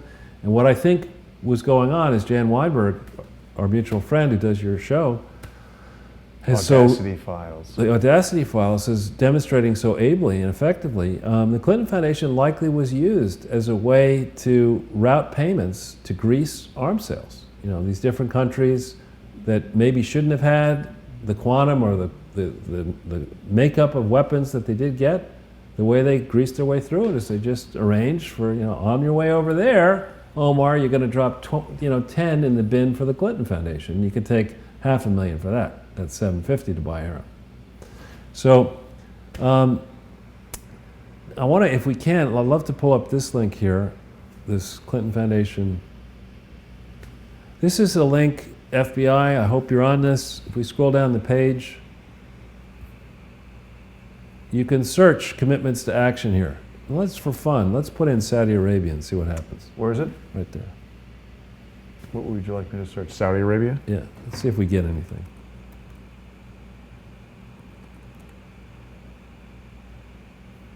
"32 commitments to action." Does it include 9/11 in Las Vegas? I don't know. But I mean, so what you would do is you would take every single one of these things, and there are, I believe, thousands of them. That's why I say you'd need about 200 FBI agents to go through this. Gucci America, Inc. That doesn't sound very charitable to me. You get a lot of good bags from them. This is pretty funny. Let's read this one. Chime for change. That's. I mean, this is like Gucci and Procter and Gamble. Is that? No, P&G Prestige. Whatever. You can hit and read more. Let's Some see what luxury we brand thing. But if you hit read more, okay. This is a commitment by Gucci America. Oops, sorry, Charles. It's okay. Not Grucci. Gucci. It's down here. Where to go? Right here. Yeah. Okay. The global campaign, this is Chime for Change. The global, Chumps for Change. I mean, Chime for Change. The global campaign founded by Gucci to improve the lives of girls and women, I'll bet. So they can buy bags. So they could buy Gucci bags. I mean, this, I don't know what P&G Prestige will build the Chime for Change campaign into the Gucci perfume experience. It's probably a PR firm that specializes in luxury brands. Yeah, I mean, this is, as you dissect this and you say, we had a hero or something else contest we were going to do, but you look at this and you say, all right, is this a charity or is this a fraud? Yeah. And you just got to ask yourself, did it happen? Did anything actually ever happen? How much money changed hands? And, is this a charity or is it a total business development fraud? Then we look at this thing here. This is an interesting thing here. The Business Insider one. Okay. Now, this is going to hurt. The reports, Whoop. I don't know what's going on here. Oh, ad blocker. Give me 1 second. Before, Charles, when you were talking about, I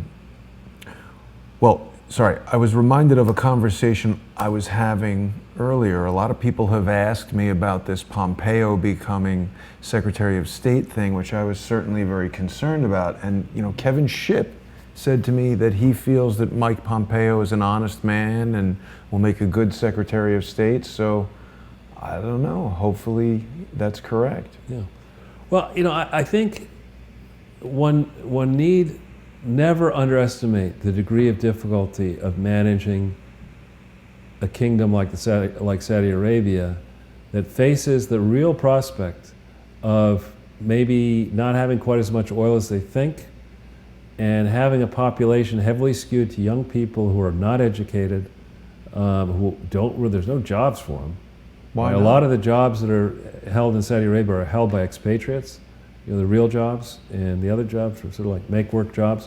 It's not a small exercise to convert this country that has been, living in a different millennium, not even century, outside the main cities, to convert that country to try to hope to compete against the United States, against certain European and other Chinese, Indian nations. So this is quite a saga here, and I don't endorse this behavior inside the United States of America. This would absolutely be incorrect, but in Saudi Arabia you can do it. Yeah. And I think the sense is that this young crown prince is looking at the position he's in. His life is very much under threat, and say, you know what, I got to get some coin together here quickly. I mean, I don't endorse the guys buying these gigantic yachts and expensive paintings while he's doing this at the same time, but the notion of making an example of people who may have been stealing money from the kingdom to build these projects, I think is a good thing. And people should not underestimate the information flow that's coming back into this country as a guess of which Americans may have had their hand in those cookie jars, including people in the CIA, in the security services, maybe politicians, sitting politicians. Yeah, FBI is a possibility, covering these activities. I mean, again, it really causes me to wonder all of this stuff happening in the Saudi Arabian royal family in such close proximity to the attack in Vegas. Did you hear about a gunman rolling up to the Saudi palace in Jeddah on October 7th and shooting the place up and killing a guard? Yeah. I mean, you're all over the news every day. A lot of people, I think, didn't hear about that. It didn't get a lot of play. And again, it causes me to wonder, was there any Saudi involvement in Vegas? Those top 4 floors of the Mandalay Bay are the Four Seasons owned, 45% owned by Kingdom Holdings, owned by Al Walid, who was trolling Giuliani after September 11th. Well, I've had, as we mentioned before, the distinct displeasure of spending time in close proximity with Walid in 1993, when he was we were both young, but when he was, he'd just done his big Citibank deal, a few years before that. But as they say, and I would get in trouble for saying this in Saudi Arabia, but I think events have proven me right. He is not a man of honor, which is the biggest insult you can give somebody in Saudi Arabia. He is not a man of honor, and that's why he was thrown in prison. That's why he was hung up by his heels. That's why he had to pay a large fine, and that's why he's thrown off the Forbes rich list. And I'm sure there are other people like that in Saudi Arabia. And for that, it's a dangerous thing to do as the Crown Prince, unless you've got everything locked up with your security, which I hope he does. Mm-hmm. Why don't we go to the next page? And what do you think the reason for Pompeo giving his cousin or his brother, whoever it was, that medal? Was it part of the whole, hey, step down as Crown Prince? I just feel like there's a plan being hatched between Trump and Mohammed bin Salman, and they've announced, Trump did that tweet where he said he has full confidence in the king and the Crown Prince. Well, look, I think it's quite a thing. It's been a long time. I can't even think back if this ever happened, that you've had a young king of Saudi Arabia. I mean, he's the youngest by far. When you look through the list, they're all like 70, 80. Right. So if this person survives, and it's not going to be easy, but if he survives, he could reign as king for 40, 50 years. And, and he's just the person, if he survives and plays his cards correctly, to make the kind of transition. I mean, we're not talking, this would be like taking, I don't know, Key West and turning it into Oklahoma City. I mean, you're not the opposite of that, right? I mean, you can't taking Saudi Arabia and say, you know what, we're going to take places that didn't allow women to drive, or you couldn't go to the movies, and then they say we're going to have our first concert, but the only thing is you can't dance. I mean, this is this is a big cultural move here, and there are the history of Saudi Arabia does not actually begin with the first King Saud. It predates that, and there's all kinds of long simmering feuds and rivalries. So it's a high degree of difficulty. And I guess you're right. I think what happened is the Trump administration at some point reached out and said, look, you guys, sorry about the last 8 years under Obama. We're not going back to Bush, where the close business ties maybe with corrupt people in Saudi Arabia. We're going to do this correctly. What is it? Carlyle Group had a lot to do with Carlyle Group and Carlucci. Prince Bandar, who apparently, I think, Bandar bin Sultan was implicated in that 28-page Senate intelligence report. What happened to Bandar bin Sultan? I believe he was called home recently and killed himself before going. I thought I read that in the last several days. Wow. I may have that wrong, but... Oh, I'm going to check that right now. That's alarming news. All right. So why don't we, I'm mindful of the time. Sure. We have a recent development. What? Thomas Paine wanted me to call him at 7, and I forgot to do it. All right. Let's see if we can... Sorry, keep going, Charles. That's all right. So in recent days, Trump's economic team has called out the country of India for, among other things, theft of intellectual property. We'll get Thomas another time. And if we can pull up this link here, the first one. This is a Bloomberg story that would appear to suggest that Donald Trump has his eyes now on looking at the degree to which the government of India is subsidizing exports out of India. India does not have a gigantic trade surplus with the United States, but it does, I believe, have a trade surplus with the United States. And more importantly, what has happened with India is that a lot of jobs, a lot of the outsourcing that has gone on has led to massive job losses, income losses inside the United States of America. So I actually think this is long overdue and a good thing. But the devil will be in the details, how they actually accomplish the negotiations with Prime Minister Modi and his team. But this is long, long overdue. If we go back into the slides, to see all of this, it's really, I can't emphasize enough this Reuters link. The saga of this fellow Rajat Gupta, the second link here. This was written as Rajat was being, I think, indicted and convicted by this fellow, Felix Salmon, who's a fairly famous writer, blogger originally, but then I guess he got to write for Reuters, or the FT or something. But this is, we won't go through it now, but there's a lot written on how Rajat Gupta and his team, and it wasn't just Rajat, corrupted a once highly regarded consulting firm that had built up its position over decades to be advising multinational companies around the world, and really to be in a position where in almost any global industry, they understood globalism. They were perhaps the first set of globalists, and they operated a global firm. One office, one firm was their principal, and somehow they managed. These consultants are so good at charging you millions of dollars for their advice. Somehow managed to let a rat into their henhouse in Rajat Gupta. And if we go... Well, but it earned him a place in today's graphic. Yeah, exactly. He's styling. If we go back into the slides, though, there's this book we've talked about in the past, this book by a great writer, Duff McDonald, The Firm. If we can hit that McKinsey thing. This only has 106 customer reviews, 4 stars.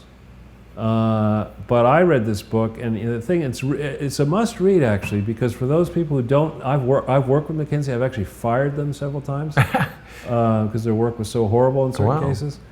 I'm sure they have many great people as well, but this book, particularly for its chapters on Rajat Gupta, is astounding because it goes into. It wasn't written. I don't know when it was published. I don't think it was written. It was written after he was exposed, but it recounts how this guy, goes through Harvard Business School, and he initially is turned down for a job at McKinsey, but some Harvard Business School professor gets him, gives him help, and he gets the job. Then it talks about his various, the projects he led through McKinsey. Now, I'm sure some of them were good, but it talks about his long time in Scandinavia. And basically Scandinavia. Scandal-navia. It should be Scandal-navia, because when he was there, Scandinavia, after he got done with it, fundamentally went bankrupt. The banking industry went more or less bankrupt. Many companies went bankrupt. That's thanks to his great advice. Wow. And then he also was an important client with Swiss Air. That went bankrupt. Certain banking firms went bankrupt.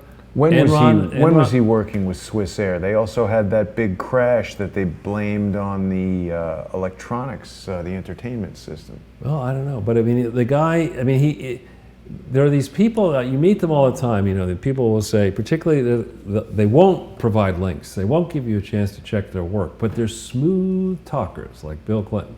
Hillary, not a smooth talker. Bill Clinton, smooth talker, right? And actually, some of what he says is the annoying thing is it's right. Not all of it, some of it, enough of it is right. But in the case of Rajat Gupta, I mean, he was a phenomenal snake oil salesman. If you're judging by what I read in this book, the number of disasters that he's associated with, including going on the board of Goldman Sachs and trading on insider information as a outside director of Goldman Sachs. Why is he not in jail? He did go to jail. But he didn't go long enough, in my opinion. Yeah. So in order to understand, we talked about the Middle East, and I don't mean to cast aspersions on the peoples of the Middle East, but in the Middle East, there is let's just say, a lackadaisical attitude towards what they call in Egypt bakshish, which is just a bribe, basically. You want to get something done, you pay a bakshish. That's what we do. And in Africa, they have a phrase. I've lived in Africa, not for a lengthy time, so I've lived in many countries there. There's a phrase people talk about when it gets to corruption. It's called TIA. This is Africa.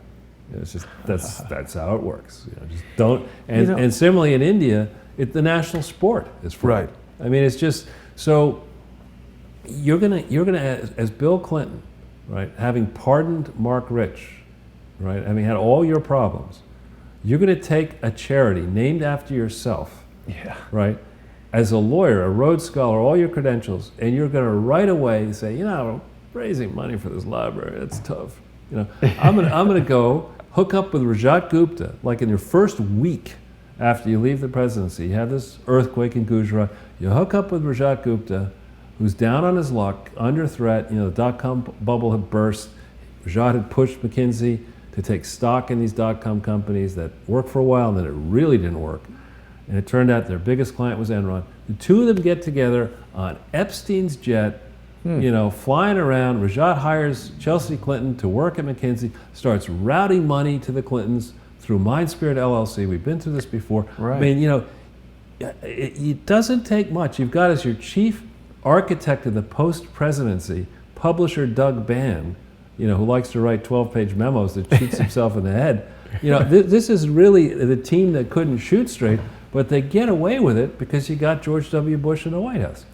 Well, it's, you know, everything you're describing is so staggering, how connected all these people are, how complacent they are, that they are just so brazenly defying the law in so many ways. It's like, I can't even imagine how busy they are during the day just executing all of these scams. It seems like they're really industrious. It's like, hey, Jason, there's a zone here. You're above the law. Doesn't matter. Well, that's just it. I think that their minds get very corrupted. They think they can just keep doing these things with no repercussions whatsoever, and so far that has been the case. So, running right up to the present, in 2016, this Blackburn report, we put it up before, but hats off to the staff, in particular to Marcia for commissioning the resources on her staff to write this lengthy report that is all footnoted. You can read it to your heart's content. This gives you a lot of the background on how the Clinton Foundation got married up with Rajat Gupta in India, how it fell astray, how it ended up,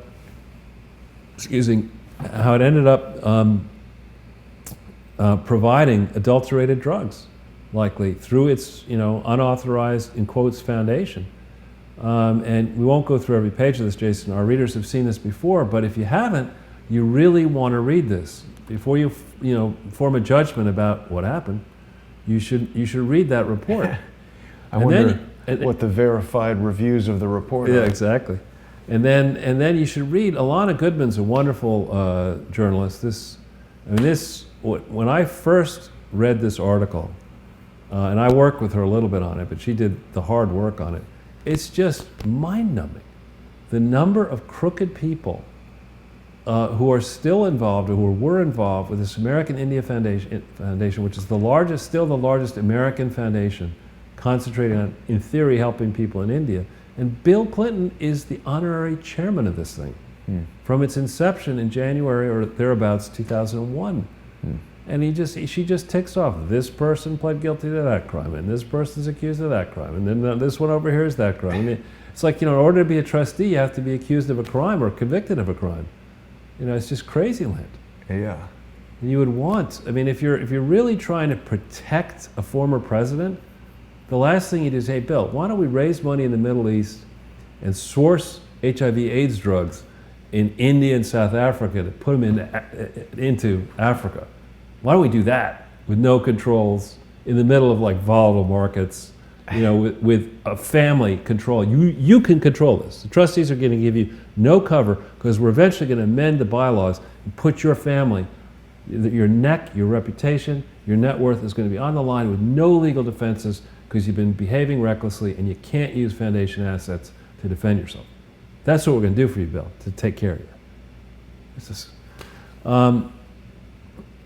If we look here, we've talked about Rod Rosenstein. This is the settlement agreement with Ranbaxy. And the issue on this one for you FBI members and others is, why did it take so damn long to bring Ranbaxy almost to heel? We first learned of problems at Are Ranbaxy. they super predators? I guess, right. They need to be brought to heel. Exactly, to use a phrase. We first learned that they're in trouble. I mean, there was a Ketom action filed in April 13th, 2007, but the settlement doesn't occur until May 13th, 2013. It takes them 6 years from the beginning of this to settle it. Now, what happened between April 13th, 2007? Well, she was Secretary of State. No, you got to, dude, I'm trying to work with you here. Okay? I don't know. So April 13th, she announces her president. Oh. She needs to campaign against Barack Obama. She loses that. There's a presidential election. She can't expose us before that election, right? And then, you know, she's the Secretary of State. She leaves Secretary. Barack needs to win re-election, and you push this tail out until after he's won re-election. So one really needs to, and I know, I appreciate this is complex. It affects a lot of people. I understand the wheels of justice grind slowly, and I understand we did get $500 million out of this. But the real question is, did the Justice Department, with Rod Rosenstein centrally involved, did the Justice Department do what it should have done to bring these Ranbaxy crooks to heel? And have they paid the price they should have paid for sending adulterated drugs into our nation, around the world, Certainly not. through a presidential charity. A lot of the generic medicines that are consumed in the United States today are still manufactured by Ranbaxy. Wow. And, did Ranbaxy look at the Clintons and say, we have a problem, they must have known about their problem, we got this big U.S. business, we're pumping adulterated drugs into the U.S., we got to make sure they don't land on us hard. I know. We'll send money to the Clintons. Hillary will be senator, and that'll buy us. That'll be protection money. I think it's reasonable as well to presume that, the world of billionaire criminals is a pretty tight crew, and once the word gets out that, hey, if you need to launder this many billions, here's your person. That's right. Use this Tide Pod. Right. Right. So then we have the Satyam scandal. I mean, it really is amazing. We don't have the time to go through this, but people, connected to Satyam are connected to the Clinton Foundation. What is Satyam? Satyam was a corporate fraud. It was a success story. I forget exactly what it did. I think it was a software company or whatever. And it was to a certain extent. I'm not saying GE is as bad as Satyam, but it was these numbers were just fantastic. Every time the reporting period came around, Satyam beat expectations. Until the promoters one day sheepishly had to admit, a la Madoff, we made it all up. It's not. None of this is true. Same sort of deal with the GE locomotive scandal. This is in India. Anytime you contract in India with the government to get some large amount of money, this is this lady Seema Sapra who reached out to me 2 years ago, and I have not verified her work, but I have established to my own satisfaction that what she's alleging needs to be investigated by neutral people, which we're hoping to get accomplished for her. But we all understand whenever you're trying to sell something that's fundamentally the same in mass quantity to a government where there is corruption, there is the potential that the reason you got your contract is because somebody paid off the relevant government officials. And when you're talking about selling, locomotives, it used to be General Motors had a locomotive division. I think they hived that off. Siemens? GE definitely has. Siemens has one. And Bombardier may or may not still have one. But there are a number of these companies around the world that would all be delighted to get a long life contract to, get tens of billions of dollars worth of stuff sold into India. And so the question is, was that on the up and up or was it corrupt? And when you look in the bottom link here in this BBC link, there's a lot written about, and even the biggest scandal, which is the degree to which India's for finance minister and then prime minister for a long time may have been involved in conveying rights to mine coal, which we don't like it particularly in West Virginia, but I would guess that the conditions under which coal is mined in West Virginia, harsh as they may be, do not remotely compare to what goes on in India when people are trying to get coal. That guy doesn't look too healthy. Yeah, I mean, first, I can attest West Virginia maybe in the summer is hot. A lot of the time where the coal mines are in India is damn hot. And it must be killer work. How coal has been exploited is a question mark. Some allege that the corruption in that runs in the many tens, if not low hundreds of billions of dollars. So, I don't know, Jason, if you had a chance to watch the Saturday Night Live special with Mueller, if we hit this Mother Jones thing, seldom do I. I've been linking to left and right and foreign and domestic. Mother Jones. Right? But this, and I've never watched an episode of The Bachelor, but this is a fake wind-up where Bob Mueller is the Bachelor, basically saying he can't promise the Bachelorette the collusion that she wants. And we won't really, it's 6 minutes long, so we won't. People can go watch that later. It's pretty funny, actually, if you understand the background. So for Saturday Night Live to start spoofing on Mueller, and the fact that it's telling, because Saturday Night Live generally does sort of have its finger on the pulse of certainly the way the elites and the left wing are thinking, the Me Too, the crowd that will follow the lamestream press, they tend to have it. And for them to be making light of this in a very edgy way, and it was a 6-minute long, that's excruciating long on television, to the same spoof, the same joke. In the case of this Judicial Watch, the people at Judicial Watch really deserve, first you support Crowdsource the Truth, but after you're done with that, send some money over to Judicial Watch. And here they're saying yesterday, Comey, Clapper, and Brennan are operatives of the deep state. This is a must listen to thing, and how can Mueller, a close friend of Comey, investigate the deep state, investigate Trump, with all this baggage? How can you do, for the benefit of the American people, in a contested thing like this, no matter what happens, people are going to complain. Why do you want to give the complainers an excuse by having such obvious conflicts of interest operate in the investigation? Hillary would have been the complainer in chief. Yeah, exactly. Big shout out again to Conservative Treehouse, Sundance. They do great work. And this was their very quick write-up of the fact that the Permanent Select Committee on Intelligence in the House has said no collusion. Now, I love Shifty Adam Schiff's response. He gets out there, all flummoxed, say, that's not true.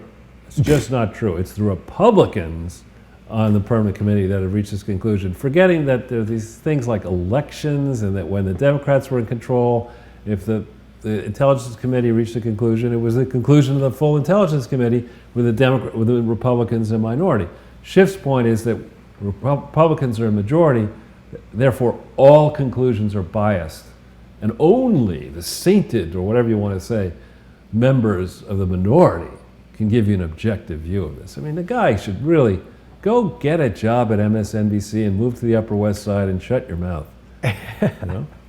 Then we have this question of Sessions, and I guess I'm getting lucky, this one here. Last time I had written up in the morning, I wasn't watching television while I wrote it, suggesting that Elizabeth Warren would never be President of the United States, and sure enough, that happened. And as I was writing this up, people were starting to ask, Mark Levin in particular, lots of questions about Jeff Sessions. They're really, you give him a benefit of the doubt. Loyalty, yes, he was the only mainstream person early on in the South who endorsed Donald Trump. Give him some credit for that. He should get credit for that. He stood by him. He gets his post and immediately just, he's like, who is this? Is it Wile E. Coyote? And who's the character? Sam, what's his name? The other guy is like Yosemite Sam, exactly. Just shooting himself in the foot. Right? That's Yosemite Sam Sessions. I mean, it's just amazing. Sessions. Sessions really needs to listen to Trey Gowdy. You can hit that link. And I found Gowdy, I don't understand Gowdy's grooming choices, and not that I'm any expert on that stuff, but where'd he go? I don't know. He was there. Follow the link at here it is. Yeah, hit this one. Oh, maybe it's just. Oh, it's later in the video. video. There he is. There he is. What's with this 5 o'clock shadow stubble stuff and the resistance tie, and I don't know. But I like what Gowdy has to say. I like the substance of his observation. His perspective is very clear here, and he's basically saying there should be a second special counsel. Should be. Yeah, there really should be. I liked Trey Gowdy when he was yelling at James Comey, but then now that I've been doing the Audacity Files with Jan, he's telling me that Trey Gowdy's campaign was financed by Boeing. Boeing, military industrial contractors, and they have a lot of influence. He failed to ask about the Boeing emails that Jan has identified they have. So it's interesting to see the choices Representative Gowdy has made. Right. So if we go back into the slides, and we're almost done, there are rumors that have just come out moments ago in Zero Hedge that Trump may plan to fire Sessions. Now, they come out of Vanity Fair, which is, Well, it says right there that Trump plans to fire Sessions. Vanity Fair, I do believe the editor or one of the editors of Vanity Fair is Kurt Eichenwald, someone who I hold in very low regard. Really? Well, I've identified him lying to the public, and that's not good if you're a journalist to lie. I think Tucker destroyed him in a show. Oh, that was a funny interview, yeah. It was really good. So, Yeah, this could be. I mean, spring is approaching, and people like Trump, who are, I guess, will be 72 shortly in June. Not a spring chicken? Well, it's not that. They have their they have their repertoire, their rhythm, or whatever, and spring cleaning, right? Spring cleaning, time of what worked, what didn't work. We got some time left.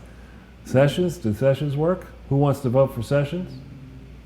Do I hear nothing? There's no cover bid? That's one very good thing about Donald Trump. Setting aside his personality or anything like that, his training is as that of a businessman. Right. So unlike a politician, if you're doing something in business for a year that isn't working, you generally don't sit around and keep doing it. You change it quickly and go to the next thing. Well, I'd say it's also a business where he's using his own or his family's capital. I mean, Right. if you're a manager or a politician, and Somebody you're else's making money. you're making $20 million a year as Jeff Immelt, you're going to have, you're going to walk away with $500 million of GE stock. You don't really care. It's like, let's, what we should do? Why don't we have a commission on this? Yeah. That's what we'll do. Why don't we put that down in my book? Let's 6 months from now. Let's think that through. Yeah. We can put that. I love when they would say, we'll put that in disc ops. And for the longest, I said, what the hell is disc ops? Is he running a record business or something? And the GE discontinued operations, disc ops.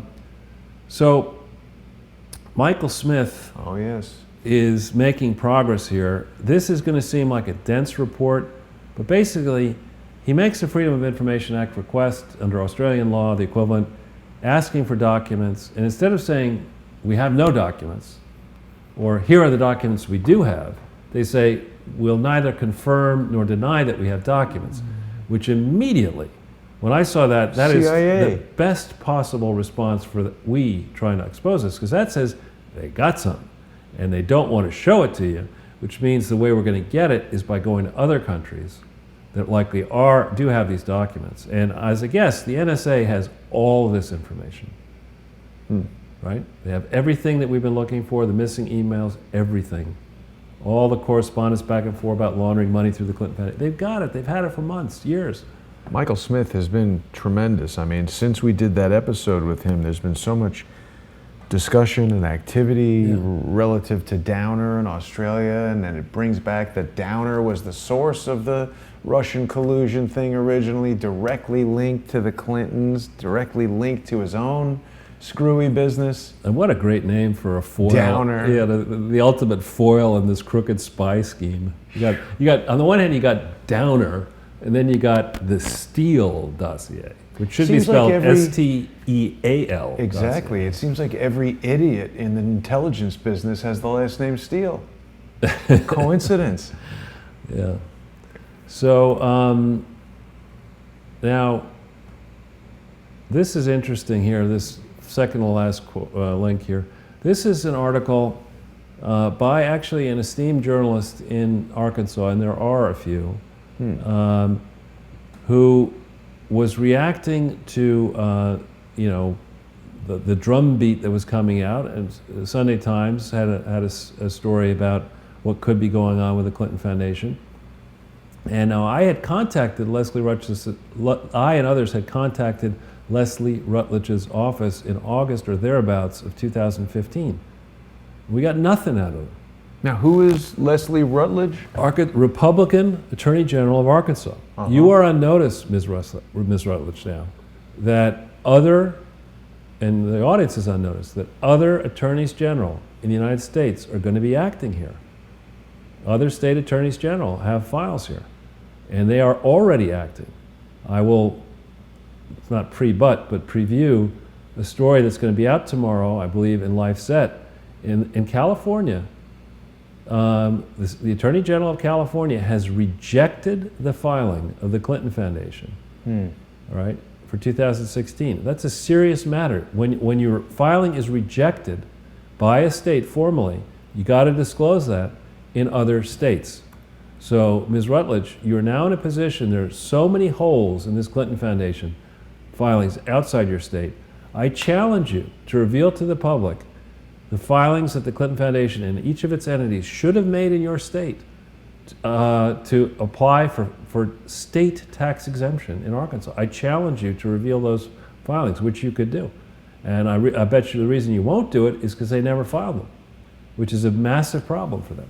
Yeah, usually people who don't have evidence to support what they're saying or doing, when challenged to present it, Crickets. fail to meet that challenge. That's right. They go to India and fall downstairs.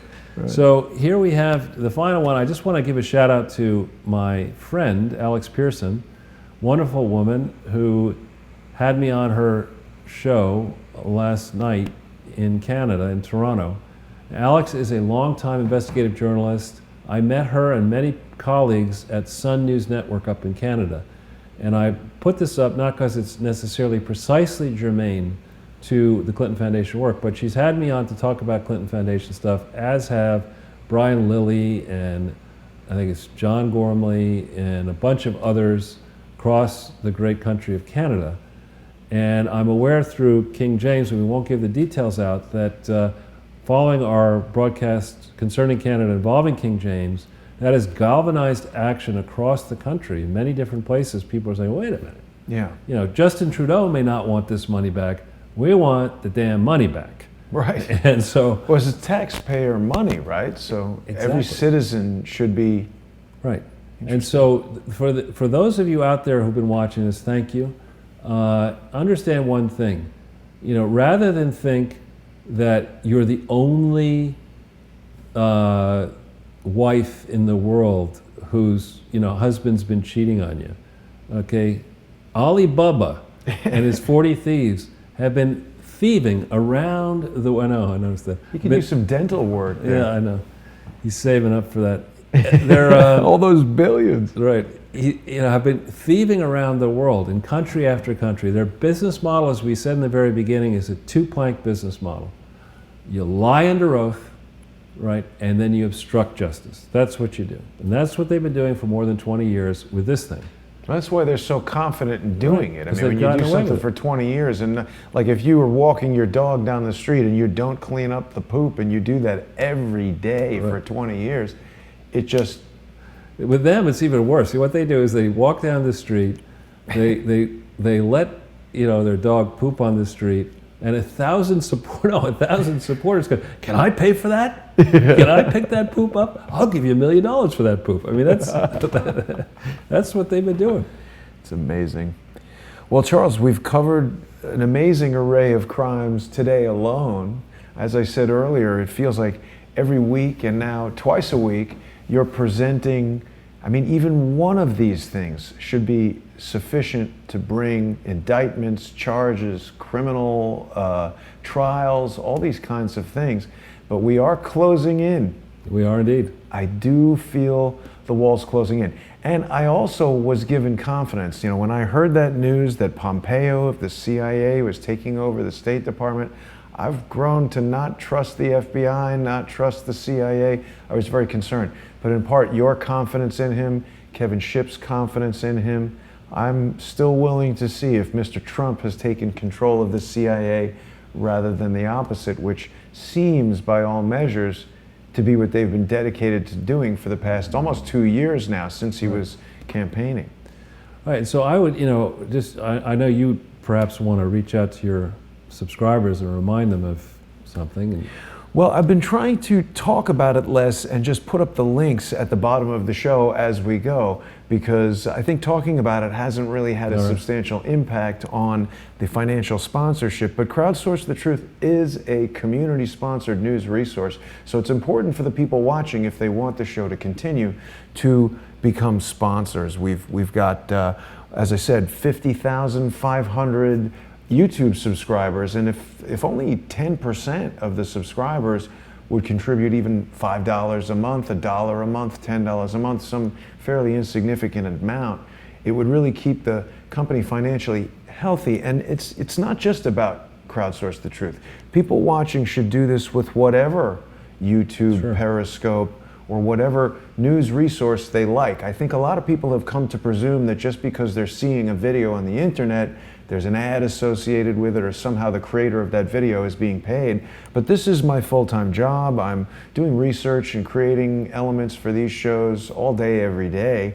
And I have specifically not monetized any of the platforms that we use because I don't want to be the subject of the whims of YouTube, Google, whoever it might be. We had that big YouTube purge, and I personally think there's something very strange going on with DTube and Steemit. I've found other researchers around the internet who feel like the cryptocurrency tied to that platform may in fact be a Ponzi scheme. I've reached out to the creator of that platform, a guy named Dan Lorimer, hasn't responded. I want to get his input as to why I might be wrong. So far, the people I have interacted with who are proponents of that platform are spreading lies, spreading rumors, and using their control of the platform to suppress Harmon Wilfred videos, Charles Ortel videos.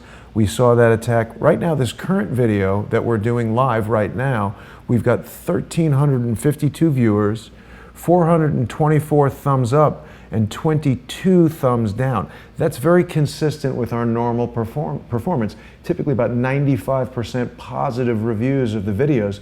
So for there to be 1 in 12 people suddenly disliking that one Sunday with Charles video out of all the videos we've done, it seems anomalous from a data standpoint. So I don't know what's causing that, but hopefully people will help us carry on with what we're doing and become a monthly sponsor by going to patreon.com/crowdsourcethetruth or to paypal.me/crowdsourcethetruth and making a one-time sponsorship payment.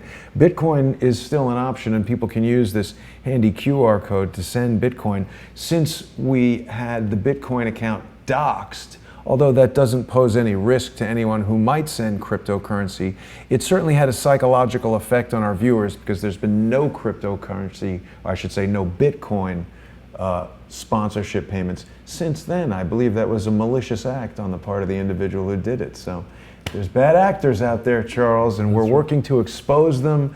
We're working to bring down the Clintons this is the head of the snake right here, by the way. We're not going after the little tiny, and you try to discourage me from even engaging that, but this is the head of the snake, not only in terms of the crimes that they commit, but the message that it will send to everyone who feels like the permission for these crimes to be committed allows them, and I'm talking about the McCabe's, the Comeys, Sure. all the people down the line who have participated and complied with these gross. Yeah, and if I may just, close from my end and say Please. that I've been at this now. This marks almost to the day 3 years of looking at it. In 3 years, you can be graduated from a law school with a law degree. And so that's a fair amount of time in anybody's life to do this. I'm very happy that I've done this. If it takes another 3 years, I'll keep going. But I sense from the tenor of the inquiry and the communications and the fact that I'm now being contacted more than I'm reaching out to people, I think this is coming to a crescendo here. And I would, if I'm going to give gratuitous advice, Bill Clinton's hopeless, Hillary Clinton's hopeless. Never listen to me. But there are a lot of people around this mess, and they include the insurers to the accounting firm, the accounting firms, the professional firms, the insurers to them, the lower level people, the younger people, the people in their 20s and 30s and 40s who got into this mess without fully appreciating how much of a fraud it was. It is past time for those people to come forward, to make it easier for law enforcement, Cody Highland in Little Rock and others, to bring this to the conclusion that it is deserved, where it's all exposed to the light of day, where we use this case as a way to get money back from malefactors inside and outside the country, pay down our debt, set an example, then use this as a way of deciding how to run charities like this more effectively. I know we've got viewers in the UK where there's a vibrant and vital charity sector, where there have been a lot of problems over there in Oxfam and elsewhere. Oh yeah. So let's use this case, the telling of what really happened, not what didn't happen, what really happened, how it went wrong, the pain that was, perpetrated by the Clintons and others around the world. Let's get some retribution for that. Let's see if there's any heartfelt atonement. I doubt we're going to see it out of Bill Clinton and Hillary Clinton. Hillary cannot accept the fact that she lost in 2016. It was the sandals. Right, she's never going to accept the fact. Maybe she should have been running around in Air Jordans or Doc Martens or who knows what. But So I sense that the timing is coming. Thank you to all the people around the world who have been helping and are supporting both Jason and this effort. It's heartfelt, appreciated. We appreciate your suggestions, and it's an honor to be with you, Jason, on the show. Thank you, Charles. The honor is mine, actually. And you've just reminded me, the things that remind me of things are often strange. But there's an excellent video that was sent to us by a crowdsourcer. Oh yeah, we got to put that And on. I have forgotten week after week to play it. I hope this person is not insulted, but this is a video created by one of our viewers, and we'll just let the work speak for itself.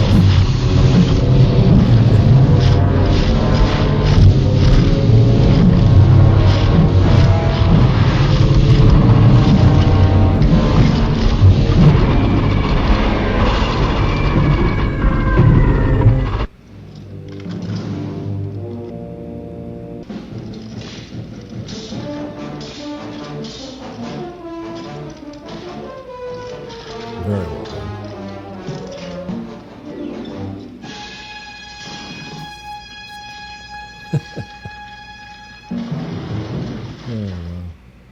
You know, when I was a little kid, my father used to tell me that I was named after Jason of Jason and the Argonauts. I guess he liked that movie so much. There you go. It's a good one. All right, Charles. Well, it's been a great episode today, 2 hours still. So I guess the whole idea of guests on Wednesday and not on Sunday and making them, you know, an hour and a half each, that went out the window. It's just more Charles, which everybody wants, so that's a good thing. Well, thanks for having me, Jason. And we'll be back on Sunday. Thanks, everybody, for watching. See you tomorrow.